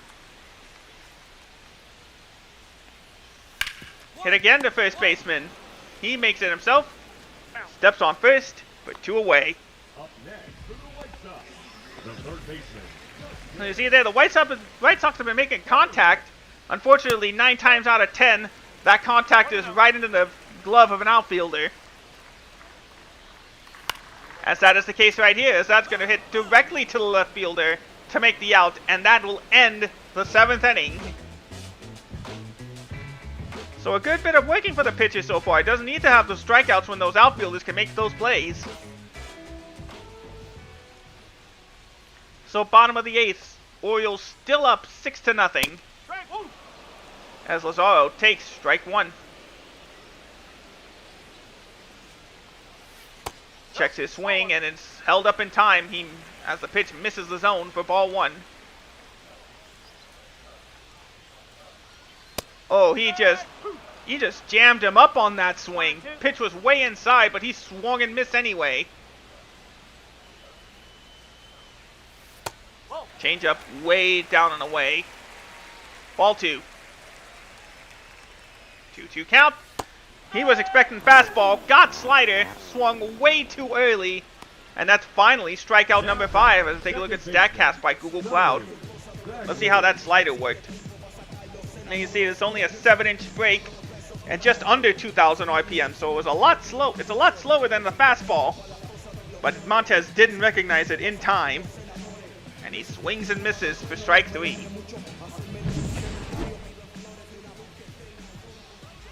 Alright, that brings up Sonny Bagley, 0-2, as the fastball just a bit too high for ball 1. Bottom of the 8th, 1 away as Sonny takes a changeup in the zone for strike 1. 6-0 Orioles. Slider, 50-50 call there. The umpire decided it's a ball. 2-1. Curveball breaks too far out of the zone for ball 3. And Sonny decides to foul off the 3-2 cutter, the 3-1 cutter, sorry, to make it a 3-2 count. Full count again. Here we go. And that is as close to a strikeout as you can get. Takes it for strike 3. 6 strikeouts tonight. That is as close to a strikeout as you can get. That could have been easily ball 4, but the umpire decided it was in the zone. Ring him up for strike 3. That's only her 6th strikeout tonight. As they're now 2 away in the bottom of the 8th. That brings up Rayler Guerrero as he takes the slider up in the zone for strike 1. Struck out and ground out so far tonight, as he has been no contribution, much like many of the White Sox, to tonight's destruction. As he takes a fastball in there for strike 2. Here comes the 0-2. Just outside the zone. Ball 1. Here comes the 1-2 pitch. Change up, fouled away for ball, and it'll set up again for 1 and 2. Here comes the 1-2 again. Just too high. Ball 2. 2-2 pitch. Slider, fouled away to the left side. Still holding strong at 2 and 2. This will probably be my last batter. As Guerrero whiffs at the fastball down in the zone for strike 3 and still end up getting a respectable strikeout number for her. That's 7 strikeouts tonight. So the White Sox still nothing. Now pitching for the Orioles. And that's going to bring up Cade Smith for the pitching mound. 8 innings enough work for Jane tonight. She got that number. She's in good shape for a victory. It's the 74th appearance now for Cade. 2 for 3 with 10 holds. We'll see if he can hold on to this lead. So historic night in Chicago as the Orioles dominated the White Sox tonight, 9-0, as Jane gets her 2,000th strikeout. Historic moment for anyone, especially a female in the league. That also puts her win number at 155. So only 2 hits for the White Sox tonight. So the line score is the Orioles with 9 runs on 17 hits and no errors. The White Sox, however, practically the complete opposite. No runs on 2 hits, and they had an error as well. So let's see. I don't think that is enough to clinch the AL East yet. As we go ahead and get our tokens. Quite a recovery from a 5-inning outing last time. Get those 10 tokens. Alright, next up, it's Sunday afternoon baseball back at home as we try to knock the Yankees out of contention.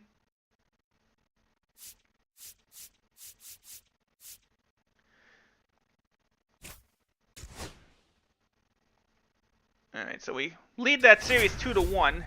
I think another win will knock them out, and I believe we have already clinched the American League East with that win.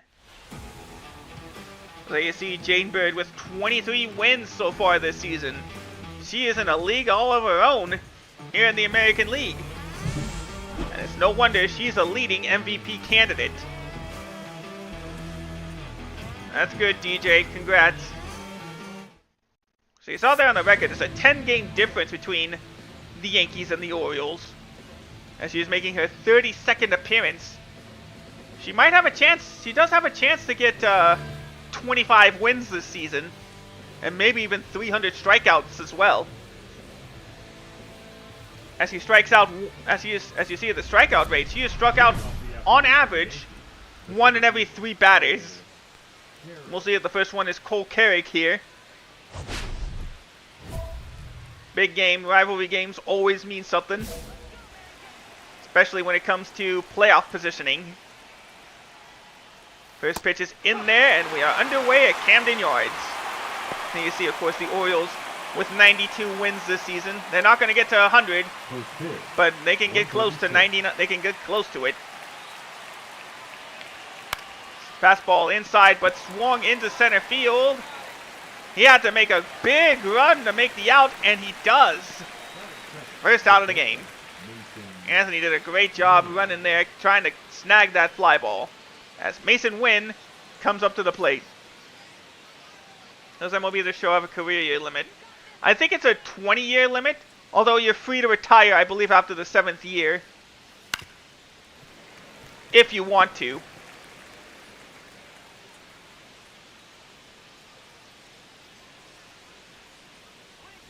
Alright, fastball for Mason Wynn, fouled away. 0-2.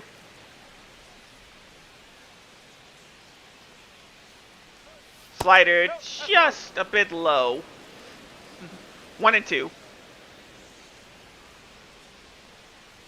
Curveball hit again to center field. A lot shorter run for Anthony that time, as he still comes up with the catch. 2 away. I believe so, but I never got that far. I believe it's either a 20-year career or you reach the age of 40. But again, I never got that far. Or I'm just probably thinking of MLB Power Pros 2008. As the slider was jammed inside, and that allowed the left fielder to make the easy catch. 1-2-3, go the Yankees here in the top of the first. So nothing for the Yankees to start off. Let's see if the Orioles can take advantage. Bottom of the first, coming up. So no score here after 1 as Dave Nair comes up.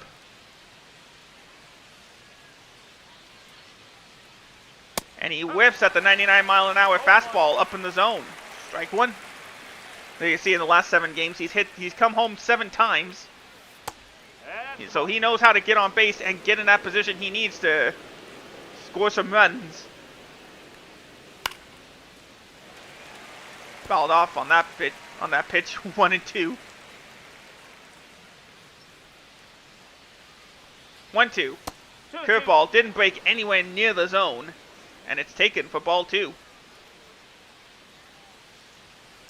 Cutter fouled away.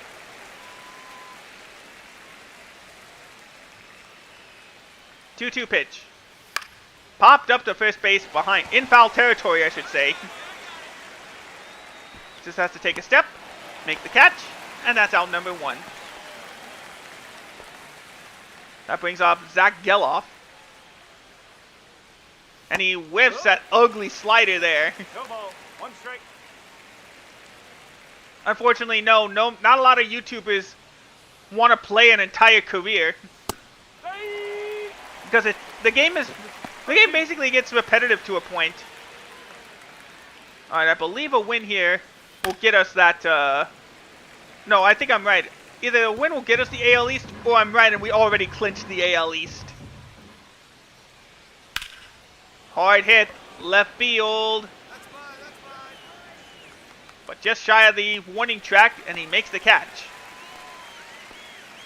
That brings up Brian Ramos, the All-Star from 2030. Third baseman, Brian Ramos. And he'll take that first pitch in the zone. No, DJ, like I said, a lot of players just do like a season or two because, again, the game gets repetitive at this point. Like, there's nothing extra to do. Unlike in something like NBA 2K where there's, like, random events or, say, sponsorships. There's not even sponsorship opportunities in this game like NBA 2K. And, of course, there's the fact that if you're a fielder, you're playing 162 games. Granted, you're only doing like a few at-bats, but still. Yeah, they were probably going to show up the MVP candidates again. Ball 1. 1-0. Davison de los Santos up the plate. He was 1 for 4 yesterday against the Orioles. Yes. And that changeup is taken for strike 1. Fastball taken for fouled it away there, sorry. And let's try throwing a cutter. Taken, strike 3, and after 2 innings, we finally get our first strikeout of the game. Let's take a look at that cutter on this. Let's take a look at that at bat on the Statcast. Slider, changeup. So 2 soft pitches, and then finally went with the hard stuff for the last 2, and that threw him off. Enough to get strikeout number 1. And that brings up the hard-hitting Austin Wells as he whiffs at a first pitch fastball, dead center. There you see he's a 2-time All-Star. That's the point, DJ. That's the struggle of career modes. Hard hit to left field. That's in there for a base hit.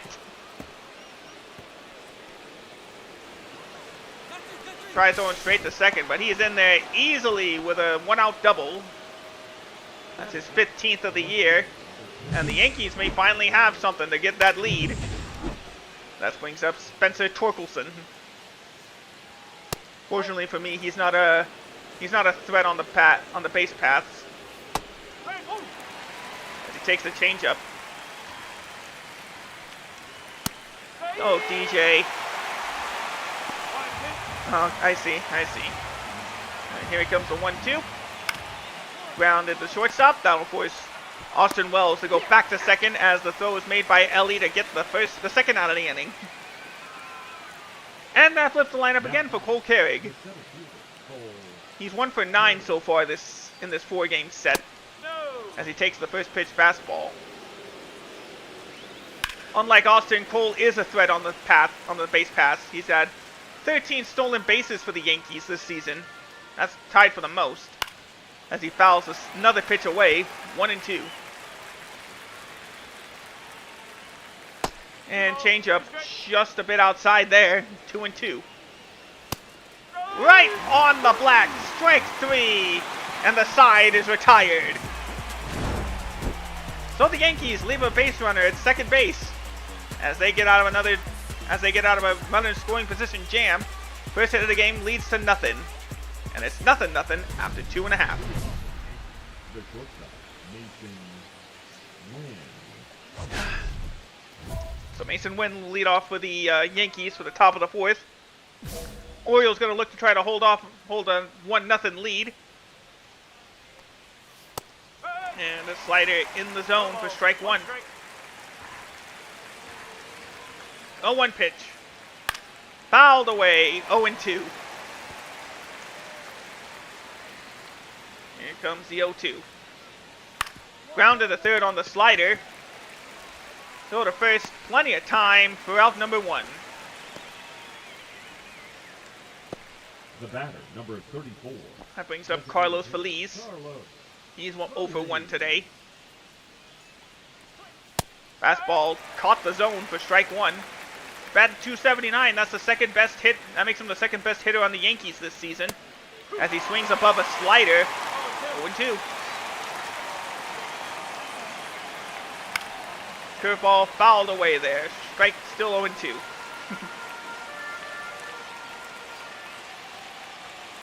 Fastball a bit higher, but that popped up to center field.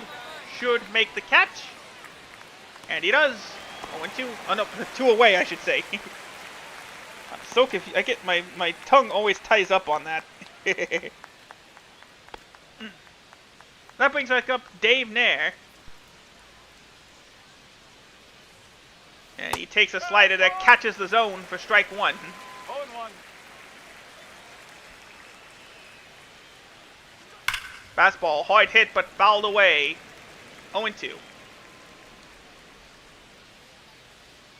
Here's the 0-2. Hit to center field. Anthony's going to settle under it, though, and make the catch to end the top of the 4th. So another 1-2-3 inning for the Orioles. They got the lead. Let's see if they can grow on it.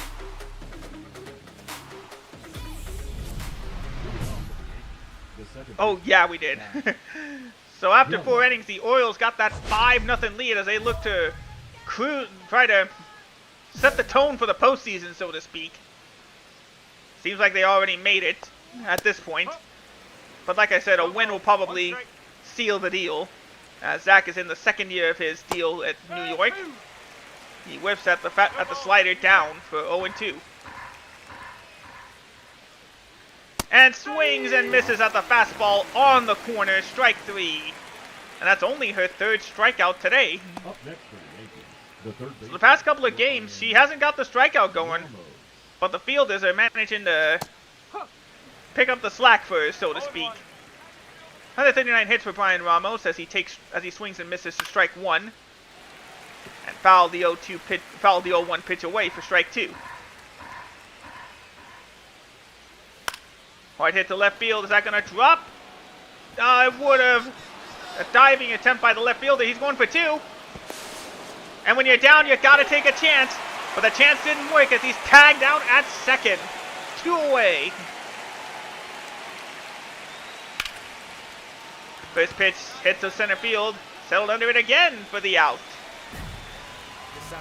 So the Yankees did get a hit, technically speaking, but got tagged out on the play to 2nd. And as a result, no run scored. Let's take a look at some news and notes throughout the league. Pirates got the extra inning wins. They continue their domination of the National League Central. The Twins can win the AL Central if they get a win in today's game. And John Reyes gets 2 hits against the Rangers to break out of his 1-17 slump.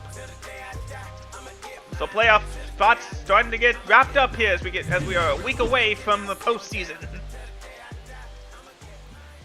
Top of the 6th, Austin Wells comes up as he's immediately hit to center past Ellie De La Cruz for a base hit.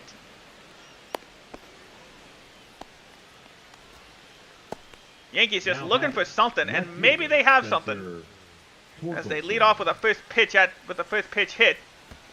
1 ball, no strike. Curveball in the dirt, but the catcher gathers that up quickly. No advance. Fastball outside and hit foul on the right side. 1-1. Slider bounces just foul. Makes it 1-2. Fastball swung on and missed. Strike 3. And that brings her to strikeout number 4 today. That brings up the leadoff guy again, Cole Kerrig. He was 0 for 3 yesterday against the Orioles, and he's not much better today with 0 for 2. A good hit, foul ball though. 2-1. Oh, he got way early on the curveball. Swung on a miss for strike 2. Oh, he gave up on it, but he luckily gets floated just outside for a ball. 3-2. Chases the slider outside, but luckily it just goes foul.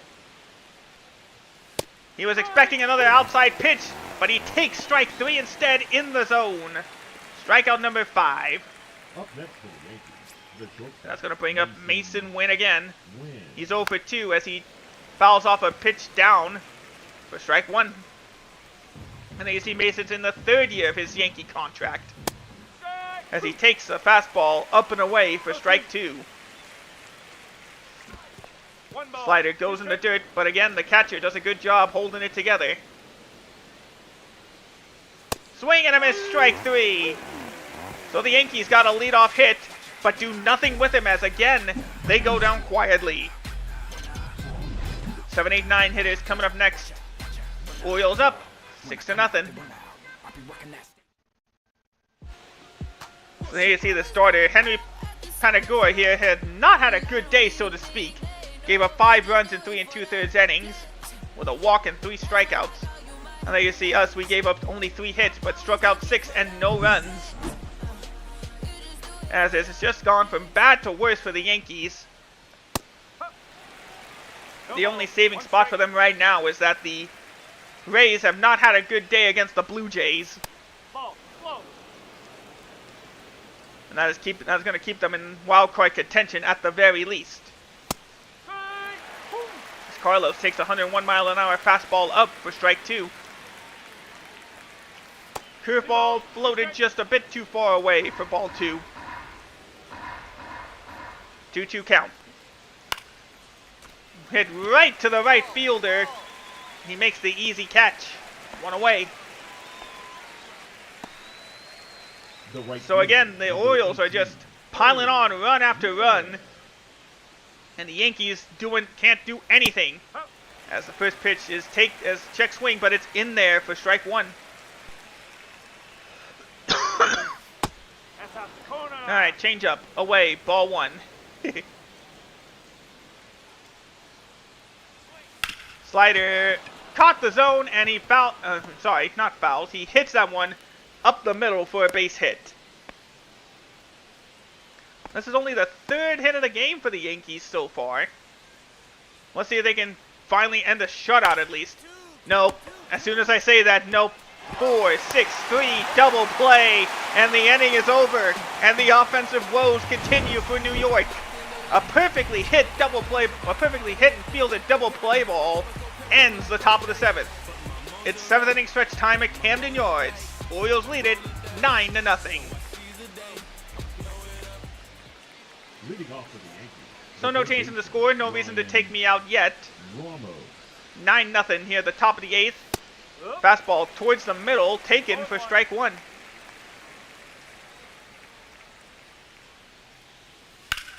Hard hit to left field. But left field, they're able to get underneath it. And he gets it for out number 1. That brings up Davison De Los Santos. He's 0 for 2. He's 4 for 10 in this series with a couple of RBIs, but against me, he's done nothing. Fastball in there for strike 1. Changeup fouled away, strike 2. So just looking for something to hang their hat upon, because right now they have barely gotten anything going. The slider is taken outside for ball 1. That's nothing to be proud of as De Los Santos swings and misses for the 6th strikeout of the game, or 7th strikeout of the game. The batter, the catcher, Austin. That brings up one of the lone bright spots on the Yankees, Austin Wells, as he takes a changeup for strike 1. But yeah, nothing has gone New York's way today. They managed to get a few hits, but they've done nothing with them. As Wells takes another pitch for strike 2. Alright, the 0-2 count. Here's the pitch. In the dirt, no swing though. And that misses for ball 1. Here comes the 1-2. Swing and a miss. He finally gets his strikeout, and the side is retired. So yet again, Nothing doing for New York. They're searching for any answers. Top of the ninth coming up. Now pitching for the Orioles. And here comes Juancy Contreras. He's just looking to getting an inning of work. This will be his 80th appearance this year. But he's just looking to just close the door, make sure no chance of a comeback happens.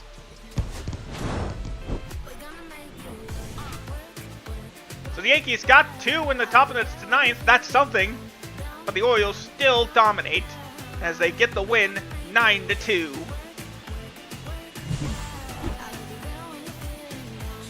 You can see all the way back in 2024 I've been drafted. This is my, I think, 9th or 10th year in the pros. But another easy win for the Orioles this time.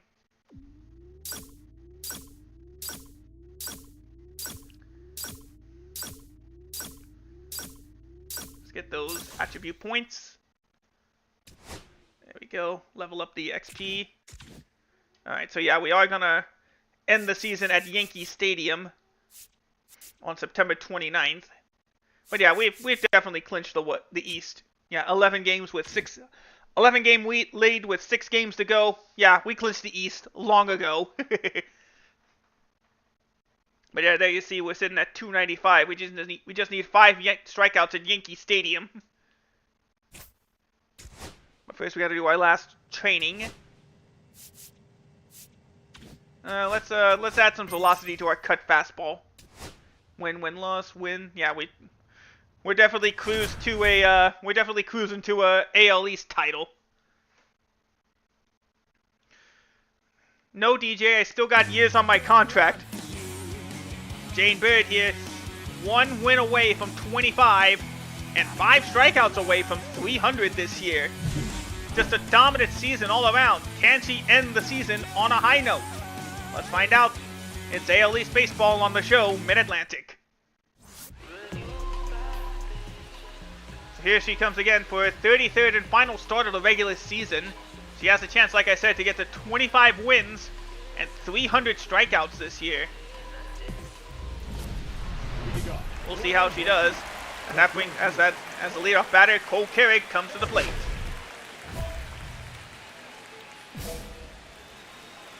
Alright, first pitch of the inning. And it's hit in the gap perfectly. And just like that, the Yankees got their first base runner. Quite an opposite story of what we saw. Batting second, the shortstop. So that brings up Mason Wynn. Slider just outside, ball 1. Curveball just outside, as you see the AL East standings, which means nothing. But the Yankees still fighting for something. If they lose and the Rays win, that makes their journey getting to the playoffs that much tougher. 3 balls, 1 strike. Maybe pitching in Yankee Stadium's getting to me. 3-1 pitch. Hit hard to right field. But they're going to make the catch. 1 away. Ooh, excuse me. Batting third, the designated hitter. Unless I get traded, DJ, I still got a couple of years on my contract. I'm still not going anywhere. Not unless I ask for a trade after the season, which I might do if we win the World Series. Here he goes, running for first, running for second, but it's fouled away, so he's forced to go back. Swing and a miss on the slider, strike 3, and back to the bench he goes. So now just 4 strikeouts away from 300 this season. Fastball didn't get the call that time, apparently just missed the zone for ball 1. There at the plate, takes a changeup away, ball 2. He's hitting pretty good this last week of games. Oh, going for another steal, and not even close. That's an easy stolen base for Cole Carrick. You see why he's one of the top base runners. That fastball barely caught the zone, strike 2. And a swing and a miss, so they leave a runner in scoring position as that ends the first inning. So a nice strong outing that time in the first inning. Both teams getting a hit in the first inning. Let's see if that gets anything going. So Zach Geloff comes up next for the Yankees. As it's still nothing. Check swing barely held back in time. That's ball one. Hard hit to right center field. Anybody gonna make the catch? Yep. Right at the warning track for the center fielder. And that's one away. Well, not right at it. It was close enough. That brings back up Brian Ramos. Well, not back up, sorry. The fastball is inside. Ball one. Brian Ramos out of Cuba. Having a good season so far. As he fouls the slider away, 1-1.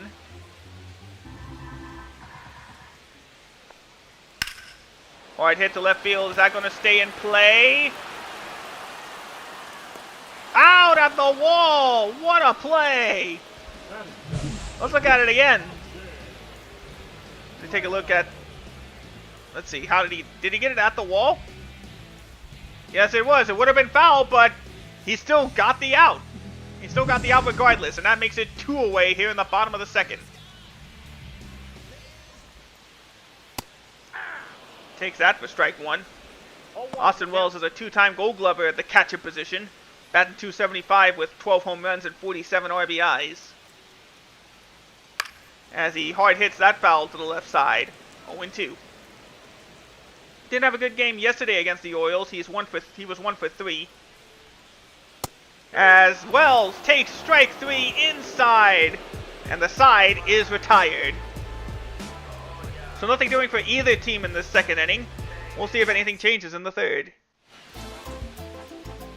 So there you go. You see the Cy Young all but wrapped up in this case.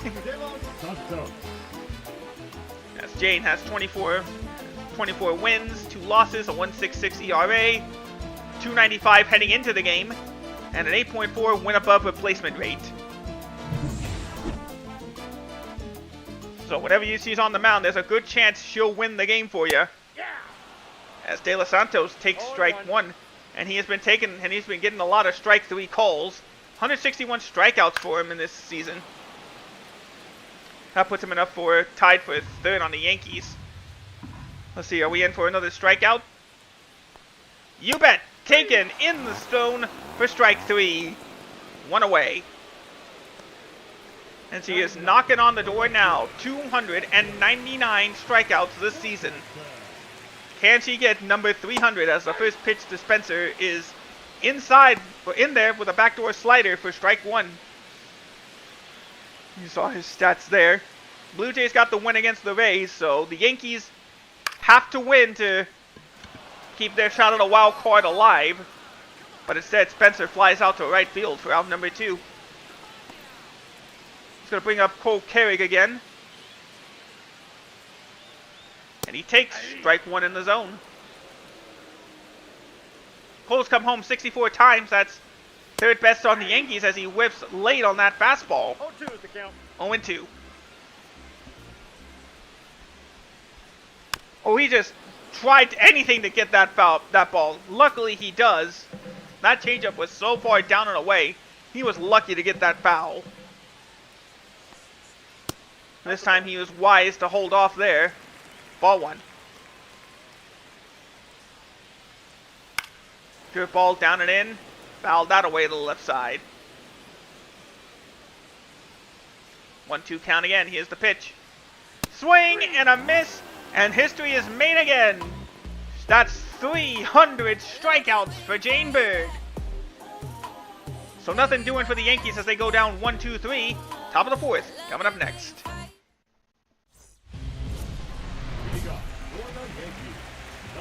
So still nothing in this first third of the game. Mason Wynn comes up. He has not shown anything against the Orioles so far. He was 0 for 3 in the last game, and he's 0 for 1 already. Always going with a first pitch bunt, but that's going to go foul. Nope, foul ball. Tried to bunt his way on, but it rolled foul. 0-1. Ball 1. Fastball just a bit too high. 1-1. Here comes the 1-1. Whiffs at the curveball, sorry. Swing and a miss, strike 2. 2 strikes. And he fouls the slider away, 1-2 again.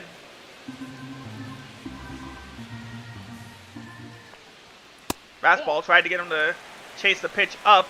Fortunately, it didn't work. He takes it for ball 2. Just fighting to stay alive with that foul ball. Still 2-2. And he hit that curveball foul. Still 2-2. Just trying to stay alive on that pitch as well, but this time he misses for strike 3. 1 away. And almost just as immediately she got to strikeout 300. Just as immediately she got to strikeout 300, she's now at strikeout 301. Nope. Fastball again, 50-50 call, but the umpire ruled it a ball. Ball 1. Changeup caught the zone that time as Carlos doesn't swing. 1-1. And he's not swinging again as he takes the slider down in the zone. 1-2.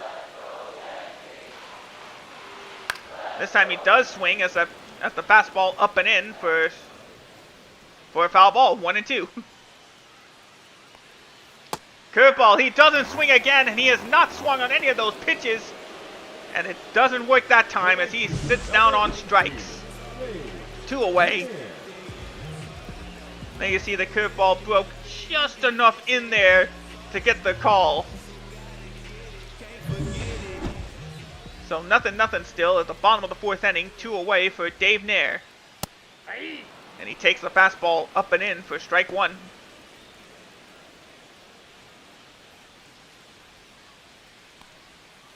Slider outside, ball 1.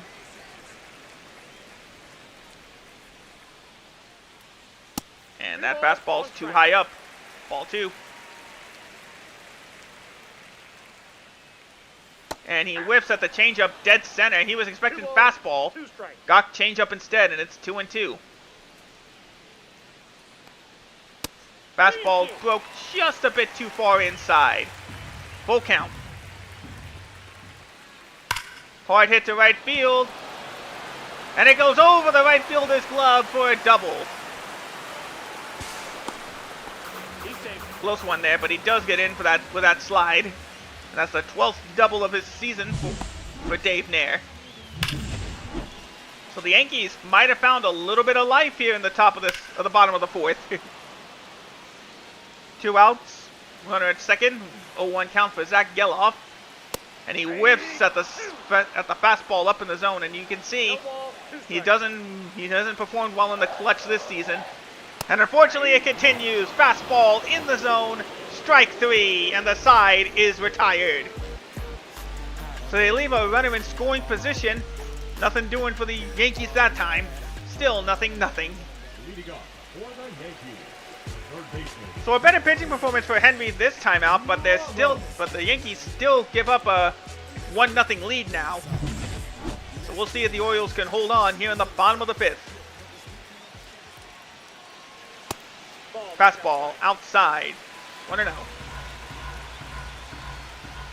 Ramos at the plate. He swings and misses at the slider in the zone. 1-1. Fastball pops straight up to the catcher. And he makes the catch. 1 away. That brings back up the catcher for the Yankees, Austin Wells. He struck out his last at-bat. As the curveball looked closer to in the zone than out, but the umpire rules ball 1. She's not happy with that. No surprise there. Now we're starting to get a feel for the umpire's strike zone, as that one's in there for strike 1. 1-1 count, bottom of the 5th. Check swing, but the umpire says he swung anyway. Strike 2. Here comes the 1-2 pitch. Up and away, fouled off. Still 1-2.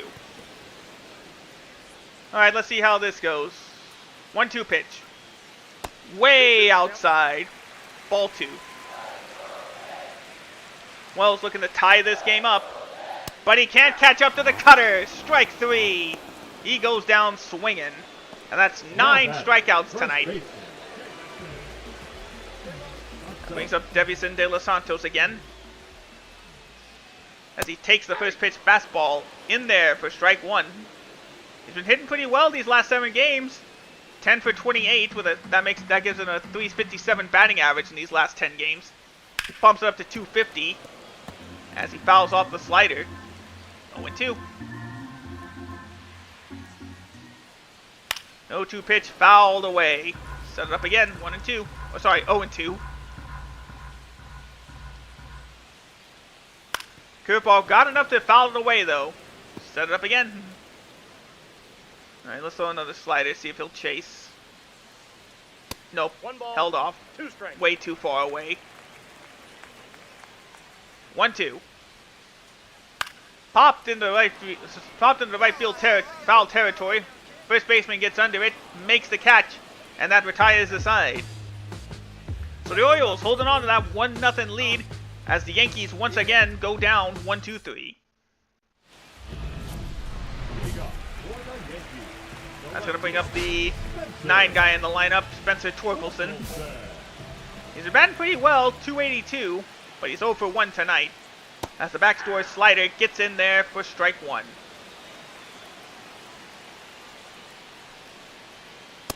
Uh, 50-50 again, but that one's just up in the zone for ball 1. And that one just outside the zone for ball 2. And that one's hit hard, but it's in foul territory. Crowd going crazy. They were close. They thought they were close to getting a run. That one is hit hard in the left field. But the left field is going to get under it, make the catch, and that's 1 away. That's going to bring up back Cole Carrig. He singled and got a stolen base in his last at-bat. That's outside. As that one just floats outside for ball 1.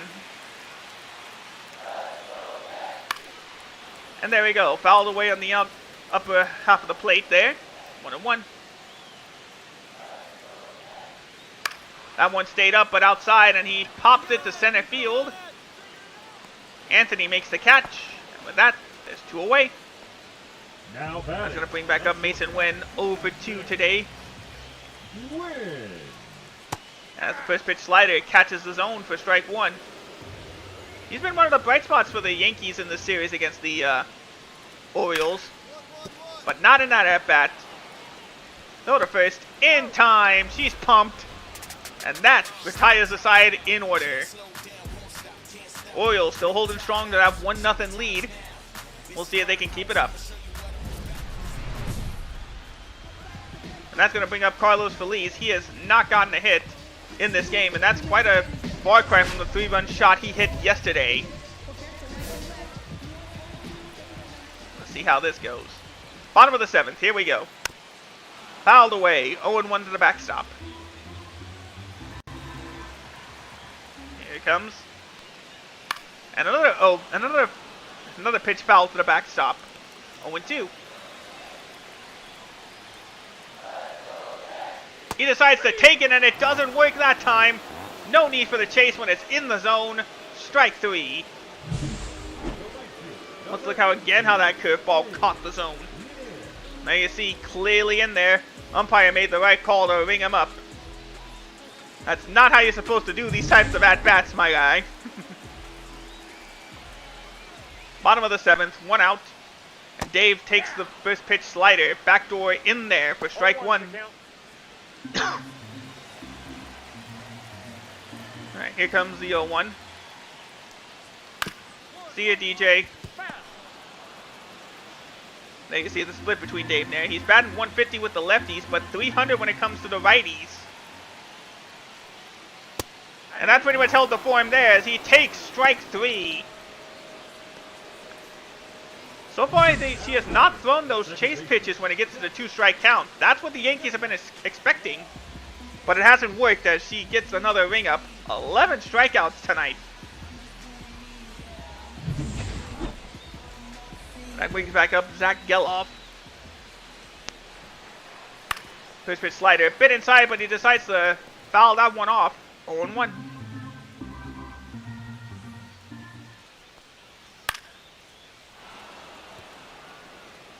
Alright, Zach with another foul ball. There you see his splits. Again, bats better with the righties. 0-1. Finally threw a chase pitch, and this time it finally held up for them to hold off on the pitch. But they thought he was going to get him to chase again, as that one catches the zone for another dozen strikeouts. So the Orioles hold strong to that 1-0 lead as we head to the 8th inning. Now pitching for the So they're going to bring on the hold guy, Dominic Castellano, as they hope to get the closer ready in time. We'll see how this one goes. So 1 run was enough for Jane Bird to make history again. Not only has she thrown 300 strikeouts, but that win gets her win number 25 for the season. It definitely means something when you can win a quarter of the games your team plays in. So we end the season on a strong note with a strikeout of the side in order. We were 1 pitch away from an immaculate inning, I realized. If only I threw that one in the zone. But a strong performance nonetheless. Let's go ahead and save. There we go. 11 token points. And there we go. So we will be taking on the winner of the wild card game. We are the #1 team in the American League. Welcome back, DJ. Alright, is there any place I can see the playoff tree?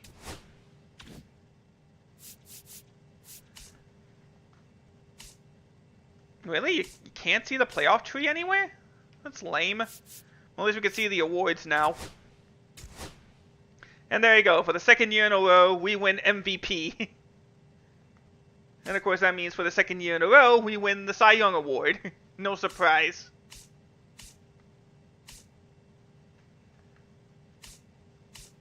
How did we miss out on the Hank Aaron Award?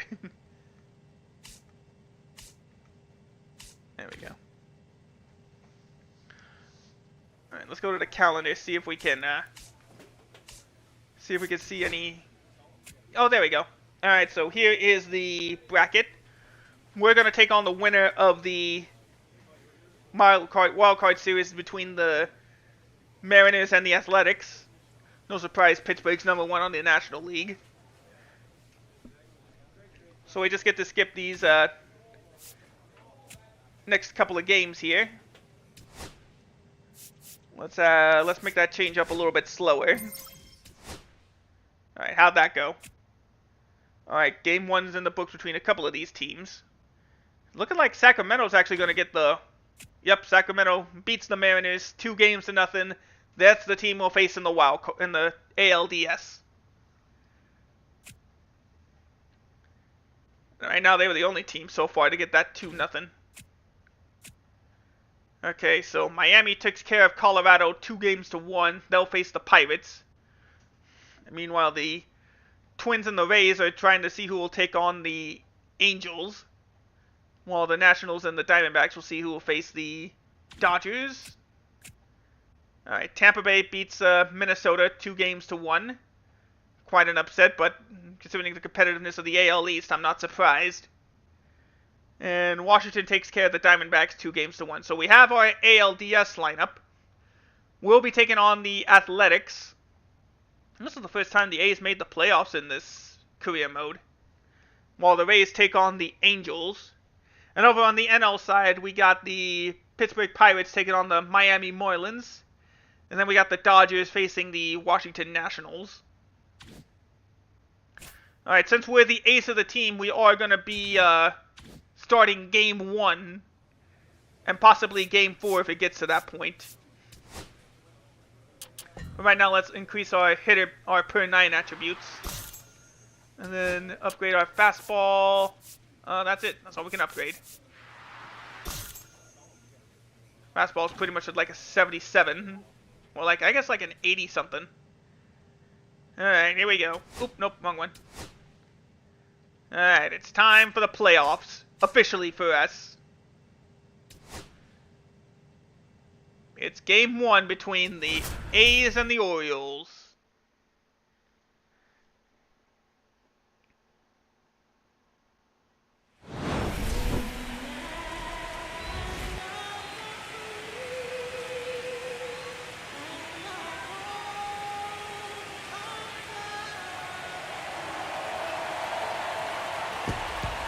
A rainy night in Baltimore to start the playoffs.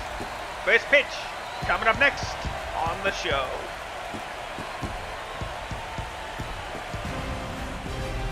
It's game 1. The playoffs begin for real for the Baltimore Orioles. Next. Welcome to the show's coverage of game 1 of the American League Division Series, as it's the Athletics taking on the Baltimore Orioles. The Orioles' path to repeat starts now. We'll see if they can make it back-to-back World Series. Or will the A's finally do what they couldn't do so long and knock off a top opponent? But if it's gonna be done, it can only be done on the mound, and it can only be done on defense. And with this rain, it might make quite a bit of difference here at Camden Yards. Who will start the series off on the right foot? Who will have the right path to taking that series win? It's the American League Division Series coming up next.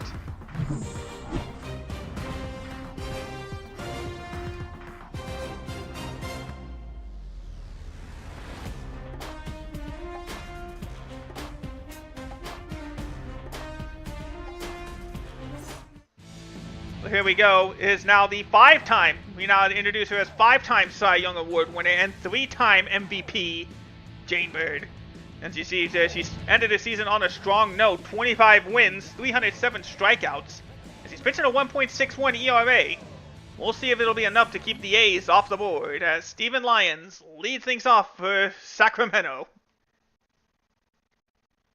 Oh yeah, remember it's the starting, so we're not going to get any crowd noises until the second inning.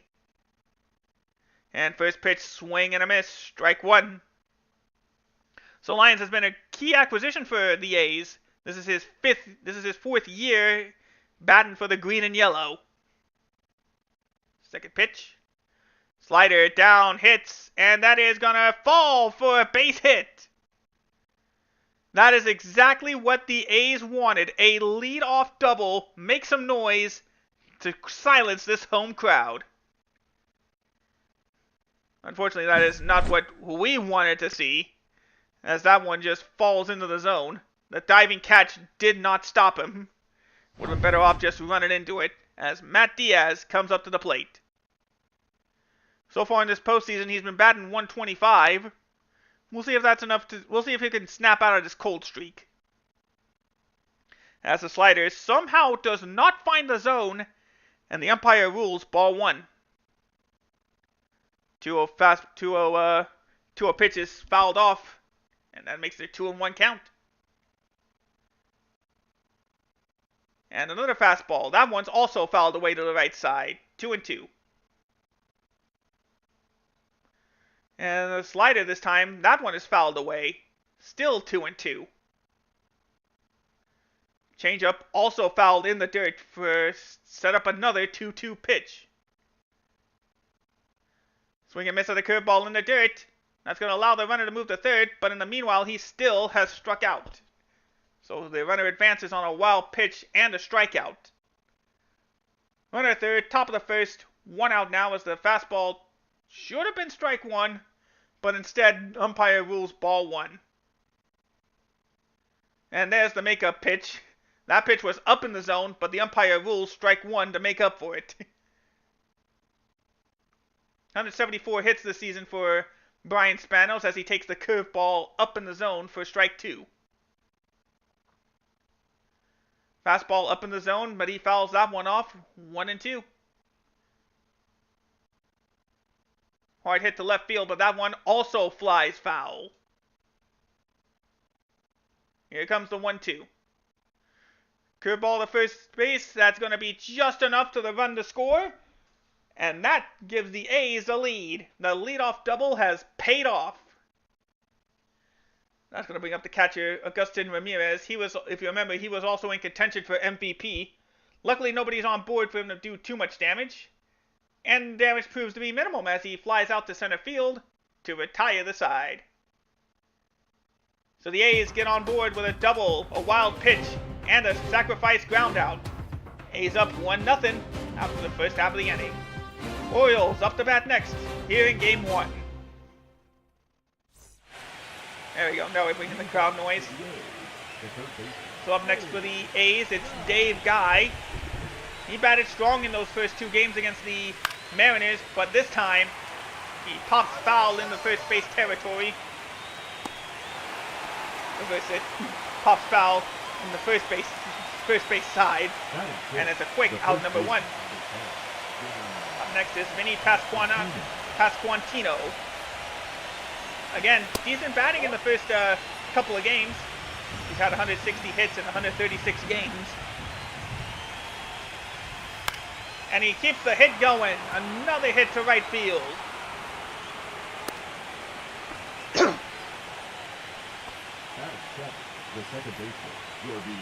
We'll see if small ball is enough to get the A's an advantage. Slider in there. Strike 1 for Jordan Vivas. He's making his first at bat in the postseason. Signed out on Venezuela. 1-1 the count. Here's the pitch. He had to go fishing, but he only fouls it away. 1-2.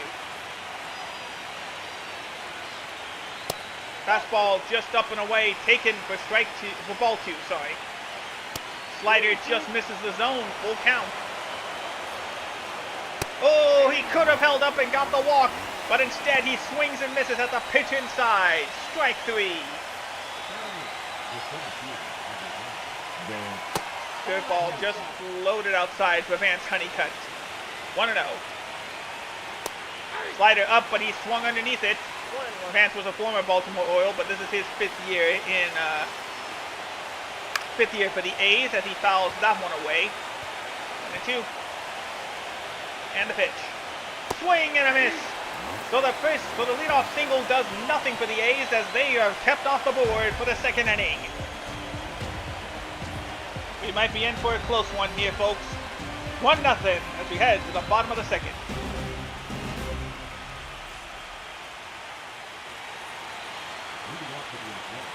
So that brings up the number 9 guy, Antonio Parra. He is also a bit cold in this first couple of games of the postseason, even though he was the 2nd-round pick 9 years ago. Slider just a bit too low. 2-0. Decides to offer at the 2-0 fastball, and he fouled it for the backstop. 2-1. Swing and a miss at the curve inside for strike 2.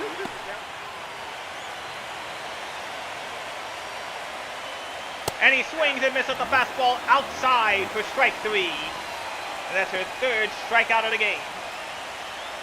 And with that, the lineup flips over to Steven Lyons. Remember, he hit a double. That started off, though.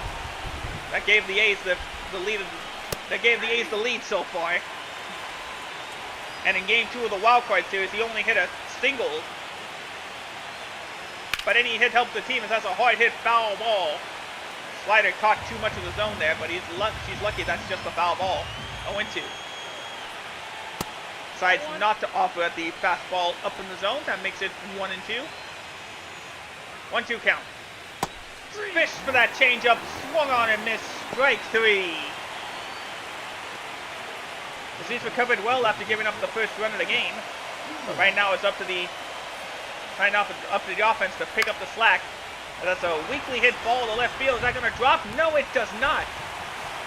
Left fielder makes the catch for out number 3, and that sets down the A's 1-2-3.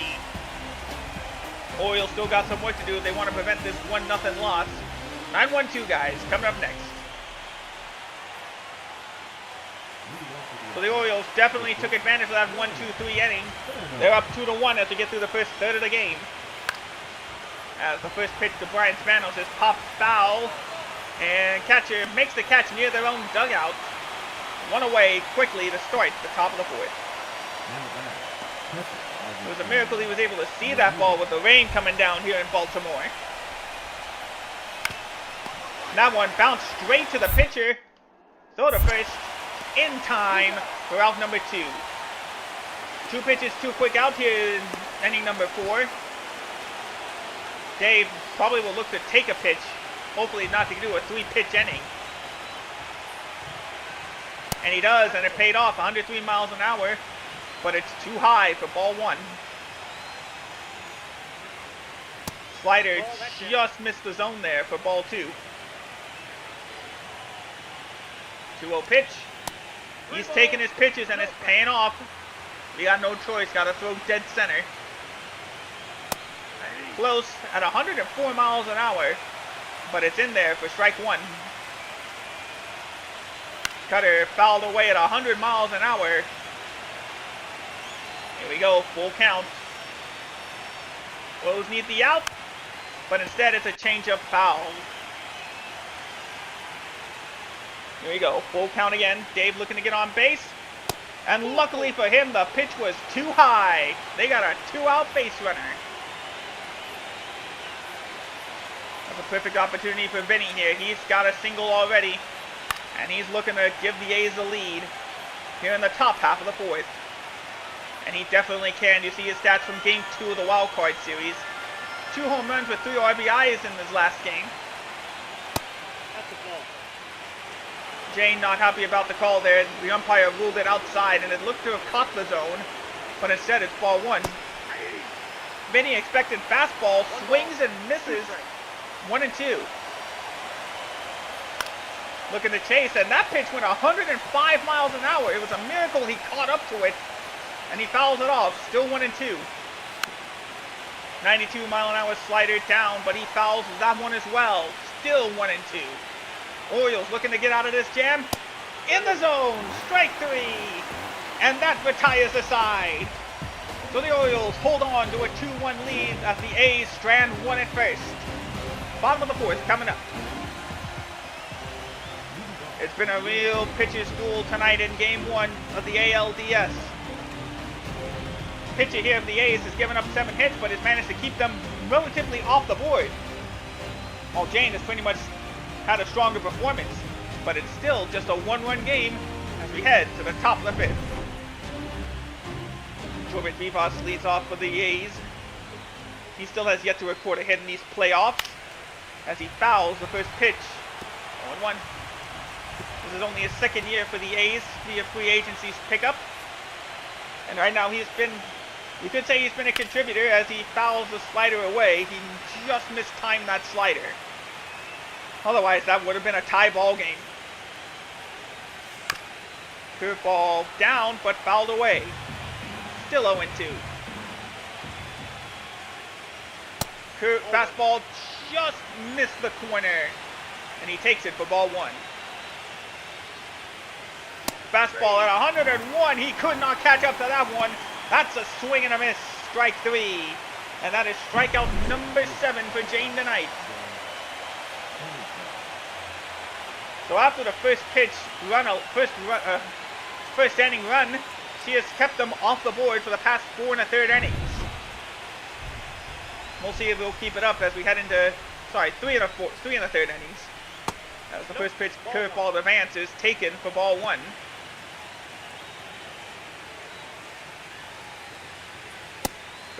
Second pitch fastball too high for ball 2.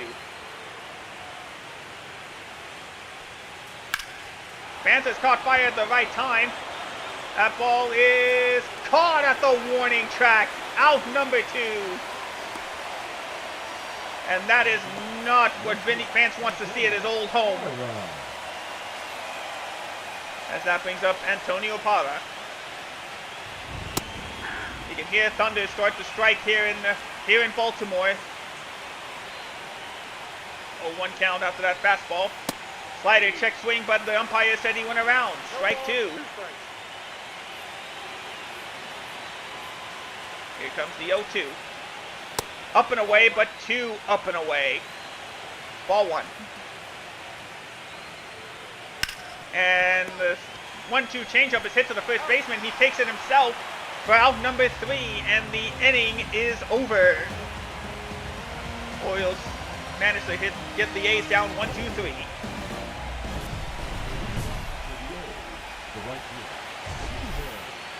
A close game still here in Game 1 of the ALDS. Orioles still holding strong to a 2-1 lead in the top of the 6th. And the lineup flips over for Steven Lyons, who hits a loud foul ball. 0-1 after that slider. Here comes the 0-1. And he fouls that one away to the right side as well. 0-2.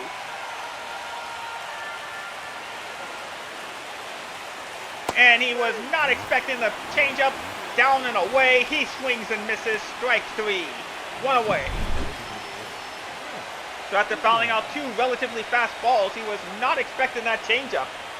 And the timing threw him off. 1 away here in the top of the 6th. That brings up Matt Diaz. He has not had a good wild card series against the Mariners. Only batting 100 combined in these 3 games. Let's see if he can get the hit he needs. Not that time as he whiffs at a fastball. And you see there, he is one of the young guns here at the A's that the management wants to trust. 1 ball, 2 strikes, down. He's their 3rd best prospect. But right now he does not come through as he strikes out as well. 2 straight strikeouts to start the 6th inning. There you see Diaz just could not catch up to that 102-mile-an-hour heater. And he was way late on that one. That brings up Brian Spanos. He popped up to the catcher last time up. As he takes the first pitch changeup. 0-1. Fastball caught the zone as well at 103. And for the first round pick for the A's, he is not performed right now. But there we go. Oh, nope. To Ellie, throw to first. In there. He got the foot on the bag. And the side goes down 1, 2, 3. Look at that throw again. That is a way to close out inning number 6 for the A's. For the Orioles, I should say. As the A's go down 1, 2, 3. Bottom of the 6th, coming up next. It's Game 1 of the ALDS on the show. It has been a defensive battle all game long. And right now it's the Orioles that are coming out on top. They lead it 2-1 here at the top of the 7th. As Augustin swings and misses at 2 straight fastballs. I'm thinking he'll hold off on the 0-2. No, he didn't, but he fouls that one off. Still 0-2.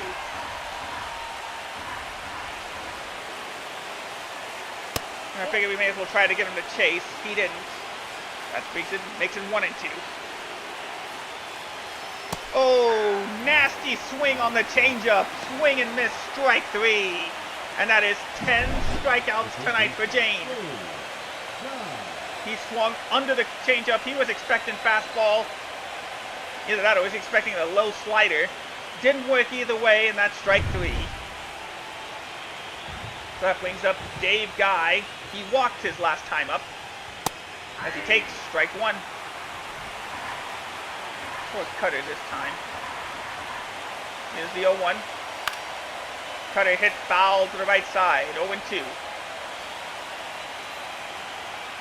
if we can get him to chase. Nope, a good hit ball to the right side. And the A's finally get another hit.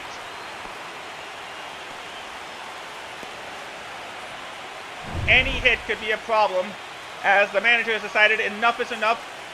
They're going to let the bullpen try to take it the rest of the way home.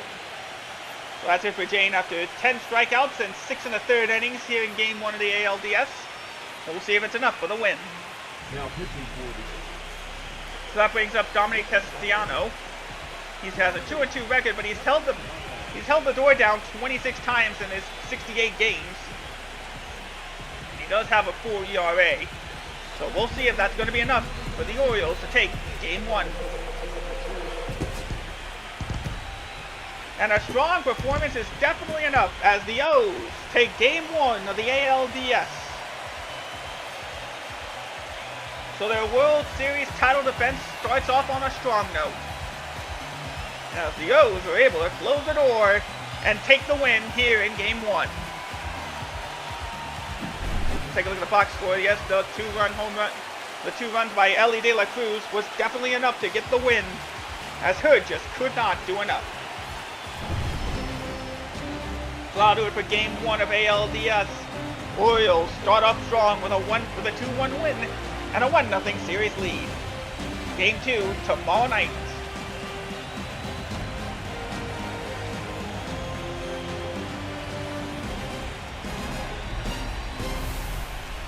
Alright, good start. Surprised we were actually able to hold the door shut.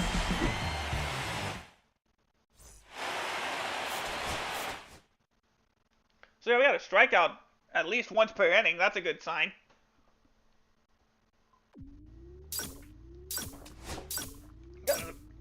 Excuse me, got another equipment drop. Get those attribute points. There we go. Alright. Yeah, no surprise we lost that one. We won that one, so we got a chance to close out the series on the road at Sacramento. So we take a look at the standings. Yeah, no surprise. Pittsburgh swept the Marlins, 3-0. Nationals and Dodgers are tied at 2. Tampa Bay leads their series 2-1 against the Angels. And we got our 2-1 series lead against the A's. So let's see if we can wrap it up on the road.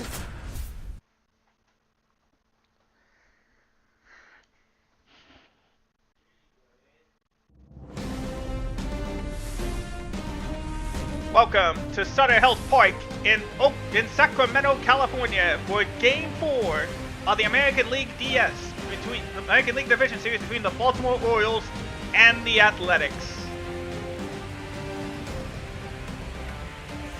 So the series now 2-1 for the Orioles. They got a chance to wrap this series up and get ready to take on their ALCS opponent. But the A's are not looking to go quietly. This has been a back-and-forth series all series long. All 3 games within 1 run. As unfortunately the A's could not get the win last time for their hometown fans. We'll see if they get it done this time. Game 4, the ALDS. Coming up next, it's the MLB postseason on the show.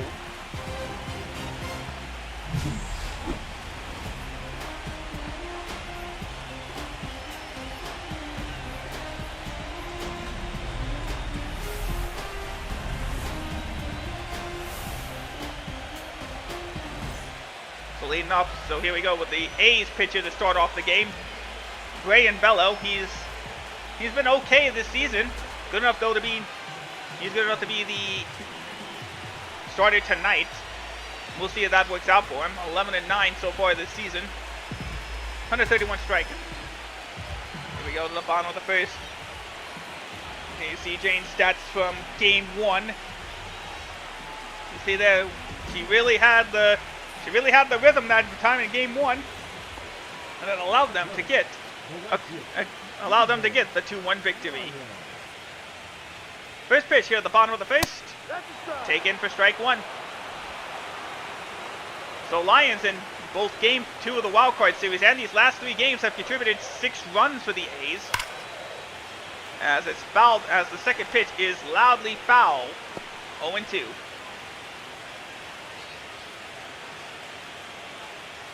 And he tried again to get too far with that ball. It didn't work out as he swings and misses for the first out. That 0-2 fastball was way up in the zone, but he was committed to swinging no matter what. He wanted that second chance to hit a home run. Unfortunately for him, that pitch was way out of the zone. No way was he going to catch up to that one. That brings up Matt Diaz as he takes the first pitch slider for strike 1. So he's only hit 1 RBI in his 5 games so far. Let's see if he can get that bat working. Hit ball left field. And you could... No, he robbed him! Number 12 robbed him! Unbelievable. Let's look at that play again. He ran, he got to the wall, made the leap, and he got it just above the wall. That could have been a 1-0 game right there, but instead the left fielder makes the big out number 2. That brings up Brian Spanos for the A's. Take a look at his stats. He's also been pretty poor in this offseason, or this postseason, but anything can happen in October. He's only got 6 RBIs, but he's batting 150. 0-1 count. He takes the 103-mile-an-hour fastball for strike 2. The 0-2 pitch. That one's hitting the foul. Is the left fielder going to get this one? You bet. At the warning track for the out. For the out. 3 up, 3 down, go the A's. So nothing doing here in this first inning. A game for the ALDS. Orioles are going to come up to the bat again. 6, 7, 8 guys coming up next. So still no score for the A's or the Orioles here in the first inning and a half. As Augustin swings and misses at the slider for strike 1. Augustin can hit the long ball. He had 124 home runs in his 11-year career, not counting the postseason. 1-1 count. Curveball, too far, changeup, sorry, too far inside for ball 2. Cutter just a hair inside. And it's a good 3-1 count for Augustin after swinging at the slider. Got it hit to left field, but that left field is there again. And that's the first out of the second inning. So we're bringing it up to the strong guy here for the A's in this postseason. Dave Guy. Battery's finally low. Should expect that after playing almost 3 hours. He takes ball 1 and fouls strike 1 on a fastball down and away. 1-1 count. Oh, he got jammed on the inside there. He swung and missed on that changeup. 1-2. And the fastball gets him for good. Strike 3 swinging. That's the second strikeout of the night. Let's take a look at the at-bat on the Google Cloud. Takes ball 1, takes foul strike 2. Okay, yeah, there we go. Off-speed, fast, off-speed, fast. A familiar pattern we've been seeing from Jane this season. Slider in there for strike 1. Vinny takes strike 1. That's 2. Well, he's batting .211 with 3 home runs and 5 RBIs. And he fouls the 0-1 pitch away on a 102-mile-an-hour fastball. 0-2. Ooh, fouled away. The catcher was not ready for that foul ball. He was expecting that one to go in the dirt, but instead, Vinny fouls it away. He wanted to make up for swinging at that bad pitch, but it takes a good pitch, and he sits down on strikes. So 1, 2, 3 go the A's again. 2 innings now with nothing doing for them. It's still 0-0. Bottom of the third inning coming up. Jorbid Vivas leading off for the A's. Still 0-0. As this once again is set to be another defensive matchup. As Jorbid takes the first pitch strike. And that pitch is popped up to the pitcher. She makes the catch. 1 away. So a quick 2-pitch out here in the bottom of the third inning. And that brings up the other tough guy, Vance Honeycutt, the former Oriole. As he takes the slider just beneath the zone for ball 1. 1-0 count. He whiffs at the changeup.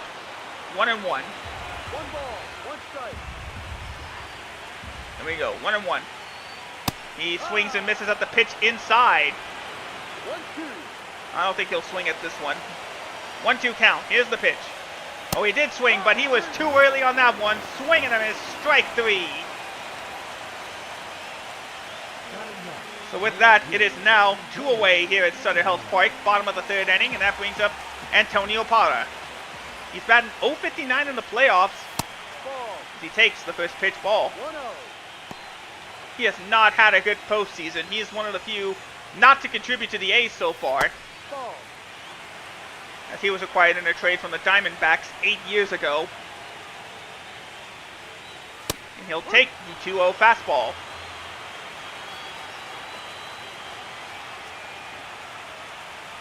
Swings and misses at the changeup outside. That makes it 2-2. 2 strikes. 2-2 pitch. Too low for him to offer that one. Full count. Crowd making noise here at Sutter Health Park. Hard hit to right center field, but the center fielder is going to run in to make the catch. Out number 3, and the side is retired. So another 1-2-3 inning for the A's. Not the first time through the lineup, they have not gotten anything. We'll see if they'll do anything in the second time through the lineup. Top of the 4th, coming up next.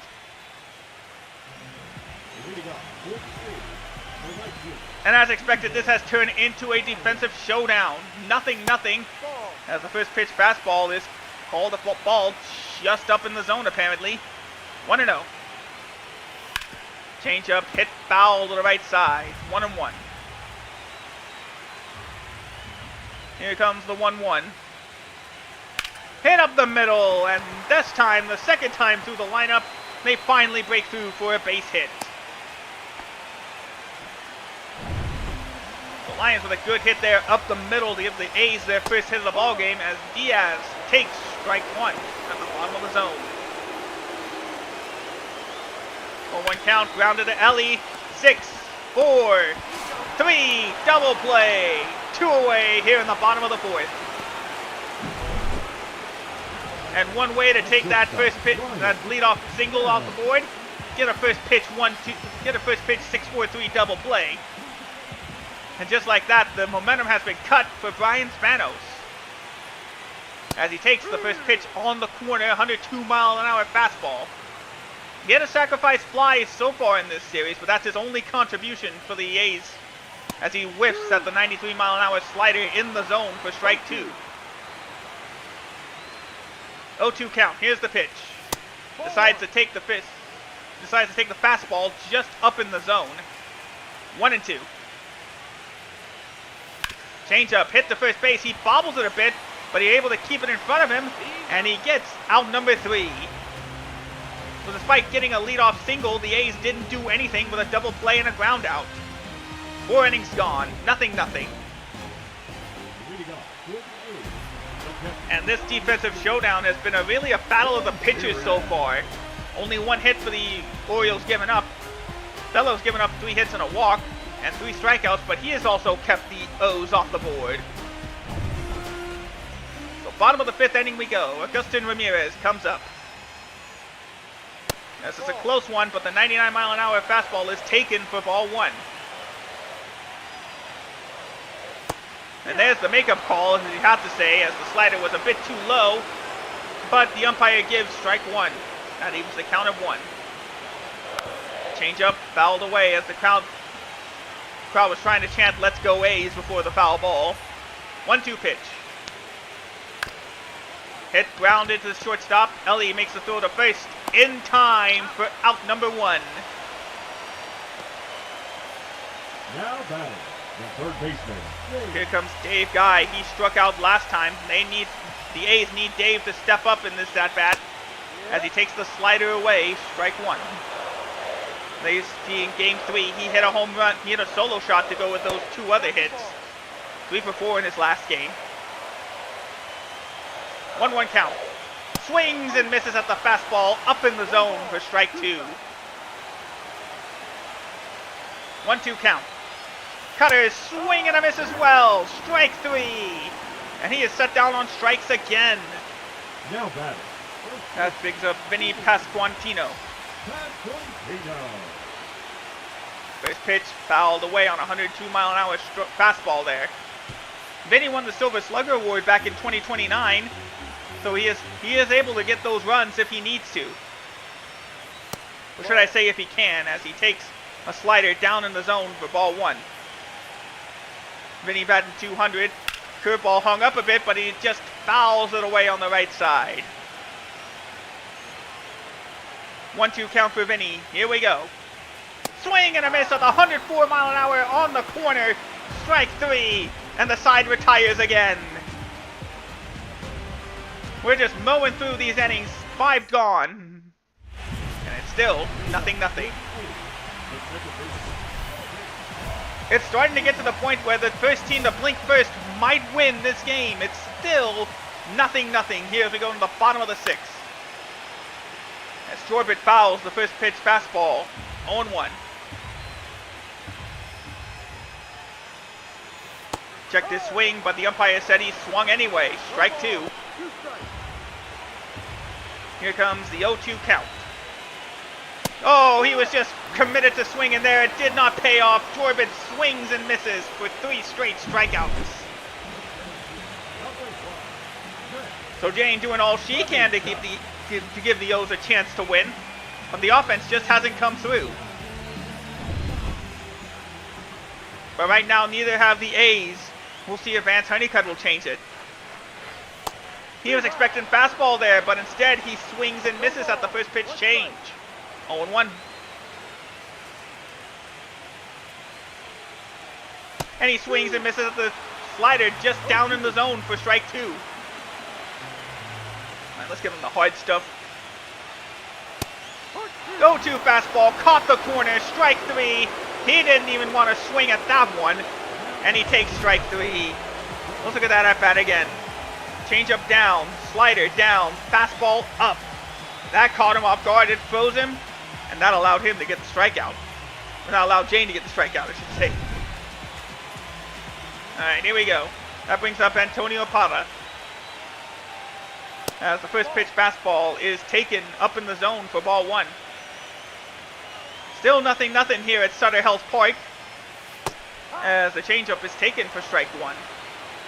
Just barely caught the zone there. 1-1 count. Slider practically dead center. He didn't even try to offer that one. 1-2. And the 1-2 pitch. Swing and a miss. And she sets down the side on strikes. And it's still nothing as we finish 6 innings here at Sutter Health Park. 5, 6, 7 coming up next for the Orioles. Game 4, the ALDS, continues after this. So the good news for the Orioles, they finally got the first run of the game here in the top of the 7th. But will it be enough to hold and punch their ticket to the American League Championship Series? We'll find out as we start the bottom of the 7th and the lineup flips for the 3rd time. Stephen Lyons back up to the plate as he takes ball 1. 1 ball, no strike. Lyons 1 for 2 with a leadoff single in the 4th inning as he takes the slider way in the zone for strike 1. 1-1 pitch. Fouled away back at the catcher for strike 2. Here comes the 1-2. He takes for ball 2.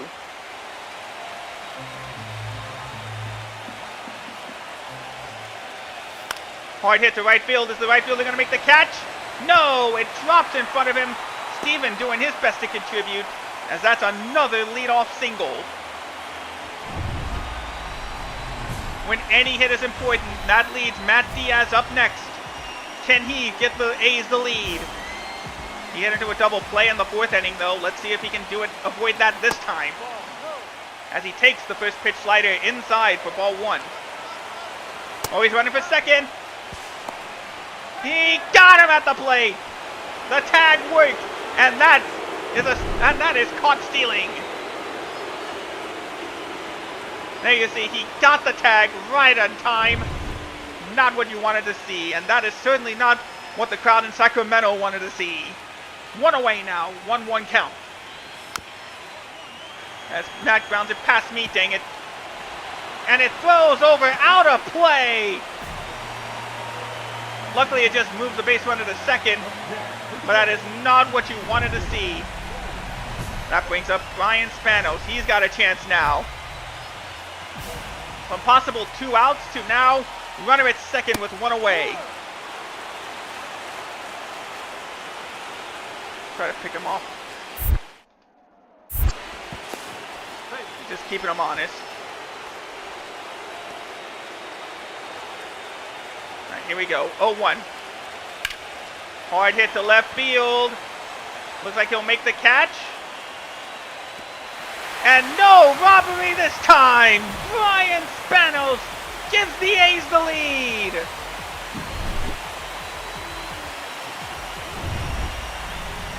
Dang it. He was expecting fastball up in the zone. He got it. And just like that, what it should have been a tied ball game, we're now down 1-0. 1-0. Could have been worse, though. Hook one. Let's just get through this game, then. I have a feeling the manager's going to take me out after this batter. Especially now with a wild pitch like that.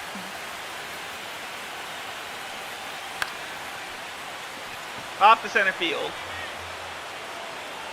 And makes the catch. 2 away. Good recovery after the two-run shot. That brings up Dave. And immediately popped him up to center field. So the 2-run blast, more than enough to give the A's the lead here in the bottom of the 7th. Yeah, that's it for me. We'll see if it's enough. Nope, not enough. The A's did it. We're going to Game 5 in Baltimore. And let me guess. It technically was enough, but at least I'm not going to get charged with the loss. We blew it in the bottom of the 9th, so a walk-off win for Vinny Pasquantino.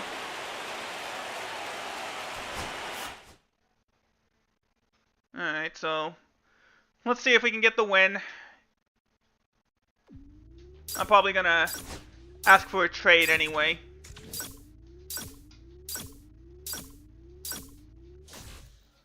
Not enough? Yep, we lost. Alright. So the A's took care of us. I blew the series. The A's win it in 5. Well, the A's made it to the World Series, but we were going to take on the Pirates anyway, and how it went last time I went against them. I'm kind of glad we didn't make it to the World Series. Well, we'll see, DJ. I'm going to ask for a trade. Blake Holub retired for the Orioles. Francisco Lindor made the Hall of Fame with over 2,500 hits, over 400 400 home runs, 1,300 RBIs, 320 steals. So congrats to him. He earned it. All right, let's just ask for a trade.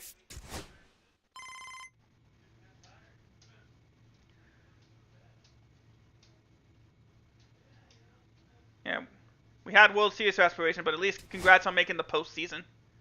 Yeah, see, I could talk about retirement, but yes, I'd like to talk about my options for requesting a trade.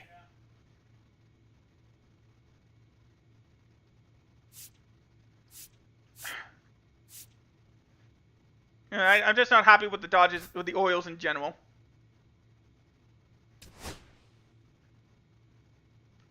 Yeah, thank you. That's what I'm here for. Thanks, Stephanie.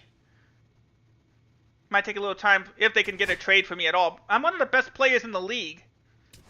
I'm be surprised if they don't trade me. Where do you guys think I'm going to go, though? Alright, we made a trade. Let's see, where are we going? We're going to Tampa Bay! That's great, I'm happy to hear it.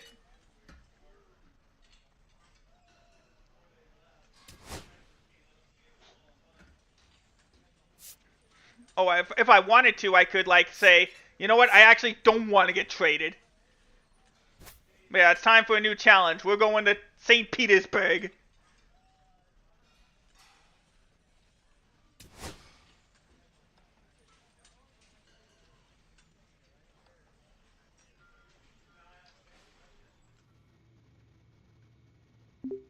Alright, there's Richie Boyd. We're excited to have you. I know it'll be an adjustment moving to a new organization. Let's just say the Rays won't regret making this trade.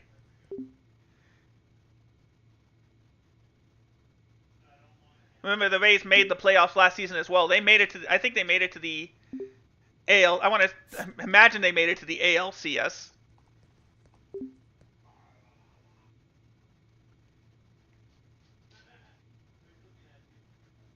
All right, so let's see what the Rays gave up to acquire me.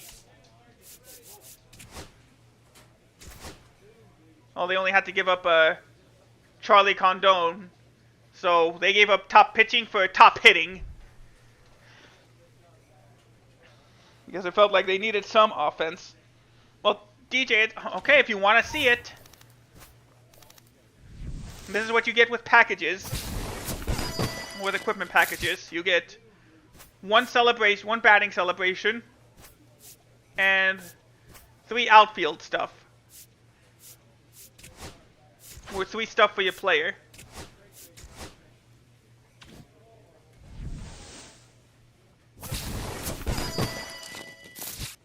Another celebration,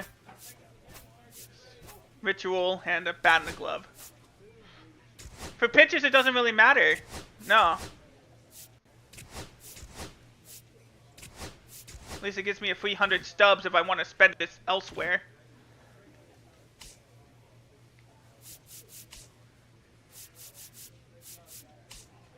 Remember, Rendon was one of those AL MVP contenders. Well, at least we're staying in the AL East. So that first game against Baltimore is going to be something. Is there any place I could see my player card? Oh wait, yeah, there is. Hold on. Oh, no, not lineup. Rotation, there we go. So this is before they acquired me. This is their rotation now. A lot of 80-somethings. I'm technically in the bullpen, but I'm pretty sure they'll bring me into the starting rotation soon. So yeah, we still got 4 years of our multi-million-dollar contract. The Rays will now have to pay me $43 million a year. I guess they were the ones with cap space to sign me. Let's go ahead and simulate to spring training.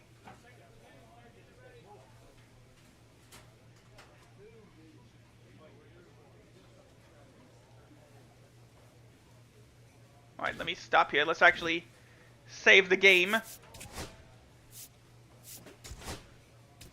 Save. There we go. Raise pitcher.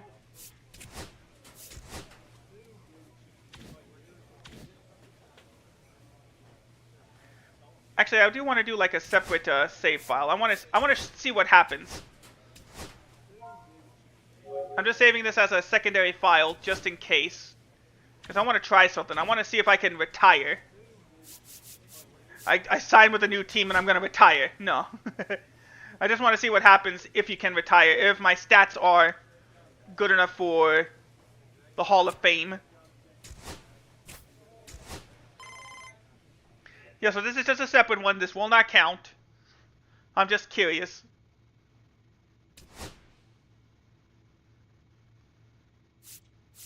Oh, no, okay. We're starting the season, so I can't retire. That's fair. No, thanks. I think I'm good. No, I want to request a trade. I know I just got here in Tampa Bay, but I want out. Okay, so we can only retire. We can only retire in the after the postseason. That's the only time you can retire.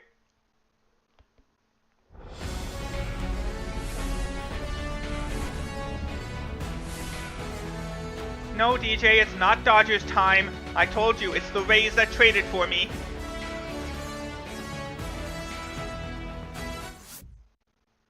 So here I am in the Rays spring training uniform. Well, if you want me to next week, DJ, I can just simulate the rest of my contract. See how that goes. See if the Dodgers are even willing to offer me a contract in 4 years.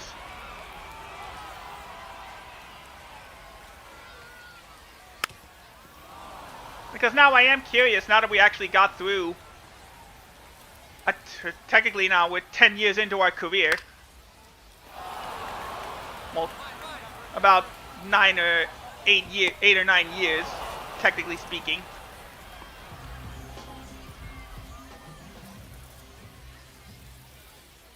Would you guys want to watch me simulate the rest of my career next week?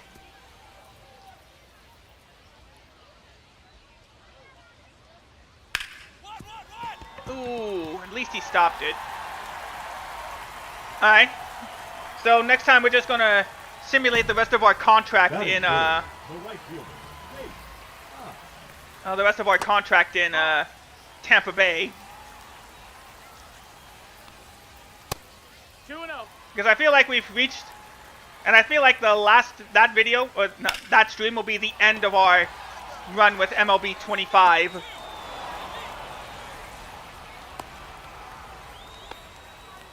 Batting fourth. Yes, DJ. The left fielder. Well, technically, an MLS team the Galaxy bought me. So I guess technically that's a trade. A player for cash. 1 ball, 2 strikes.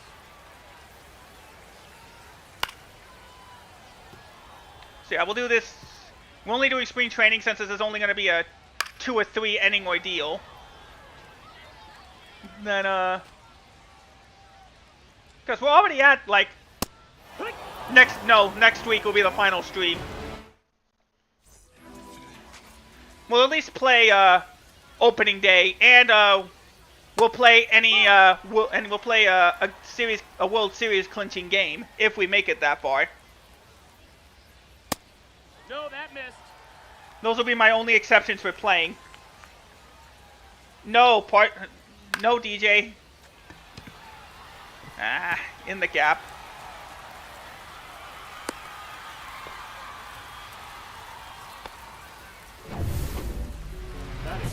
Besides, like I said, we're now a 99 overall rated player. We're technically one of the best in the league. Oh, yeah. The only downside is that means I can't, yeah, I need to make up some space on my hard drive, buddy.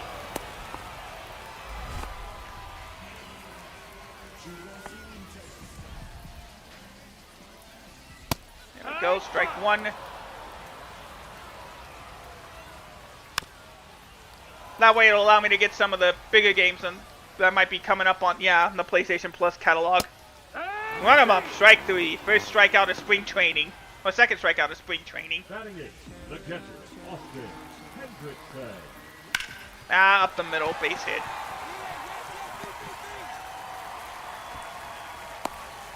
Ooh, almost threw that one away. Whip. 0-1. Ball. Yeah, I guess you could say we completed another game. Next week we'll definitely complete it. I appreciate you guys sticking through me through this journey.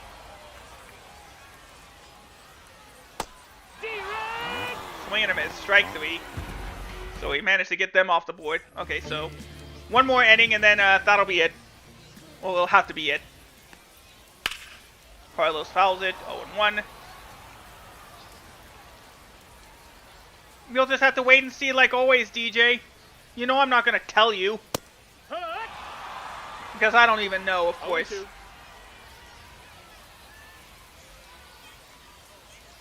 Rung him up, strike 3. Now batting, the shortstop. Win.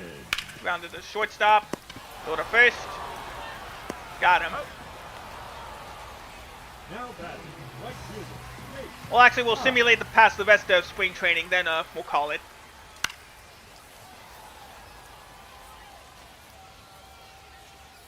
Here we go, 0-1 count. Ball. Well, good thing I got the game digitally then, DJ. I know you're making a joke. Ooh, caught the corner.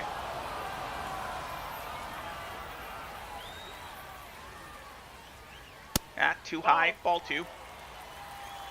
2-2. Here comes the 2-2. Hard hit foul. Oh yeah, that's way foul. Alright, here we go. Nah, didn't chase. Full count.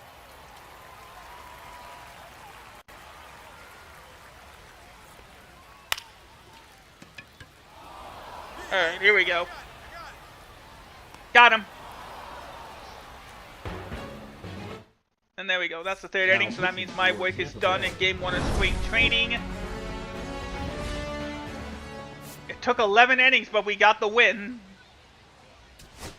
So we kept them. We kept each other off the board for 10 whole innings, and then we exploded for 6 runs in the 11th. All right. So yeah, like I said, we'll just simulate the rest of spring training here. Then we'll call it for a day.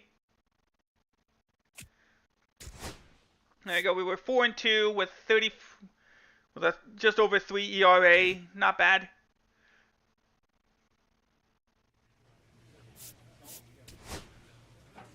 Let's see. Let's upgrade the slider and the curveball.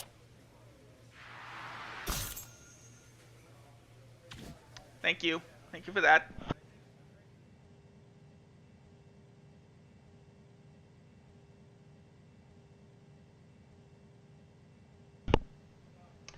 Sorry for that. Alright. So yeah, like I said, that's our stuff. Oh, we probably should have upgraded some perks. Oh well. We're doing fine enough on our own with that. So yeah, let's go ahead. We can go ahead and delete one of those now since, yeah, there we go. That. Now let's go ahead and save the one we have. It depends, DJ. It just depends. There we go. Got the save. All right. Oh, right. Knock the mouse down here. All right. So with that, let's head back over here. At the studio mode. I know you do, DJ. There you go. Turn it off. All right. We're good. We got the saving. Alright, so, with that said, everybody, that's going to do it for my another season of MLB The Show 25. Like I said, next week we're going to try to finish it off, simulate at least through the contract. At least through the Rays contract, so we can see who will want me after a legendary career already. Alright, let's see who we can raid today.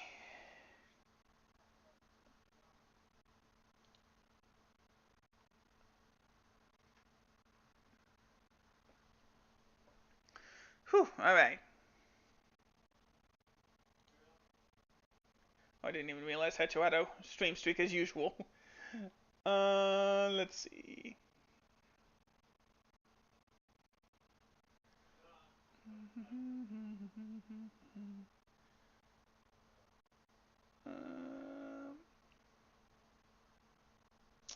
Well, no, we haven't rated him yet in a while. We're gonna go ahead and rate Corey today. He's starting to play some, oh wait, no. Have we rated him already? Yeah, we have. No, we'll rate, let's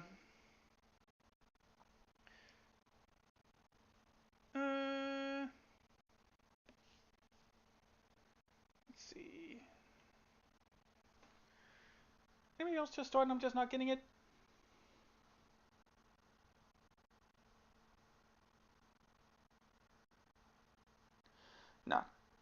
No, it doesn't look like it. Alright.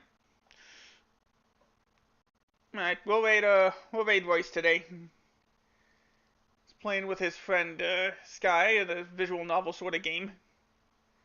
Hope you guys enjoy it. Thank you guys so much for watching. Have yourselves a wonderful rest of the day, and I will see you all in the next video. Yeah, well, good thing we did that then. Thank you guys for watching. Have yourselves a great rest of the day. I will see you all in the next stream. I forgot to mention, I will be off for Friday. So, I'm going to be out of town tomorrow, so we'll have videos planned. I have a video planned for tomorrow anyway, so take care everybody, and goodbye.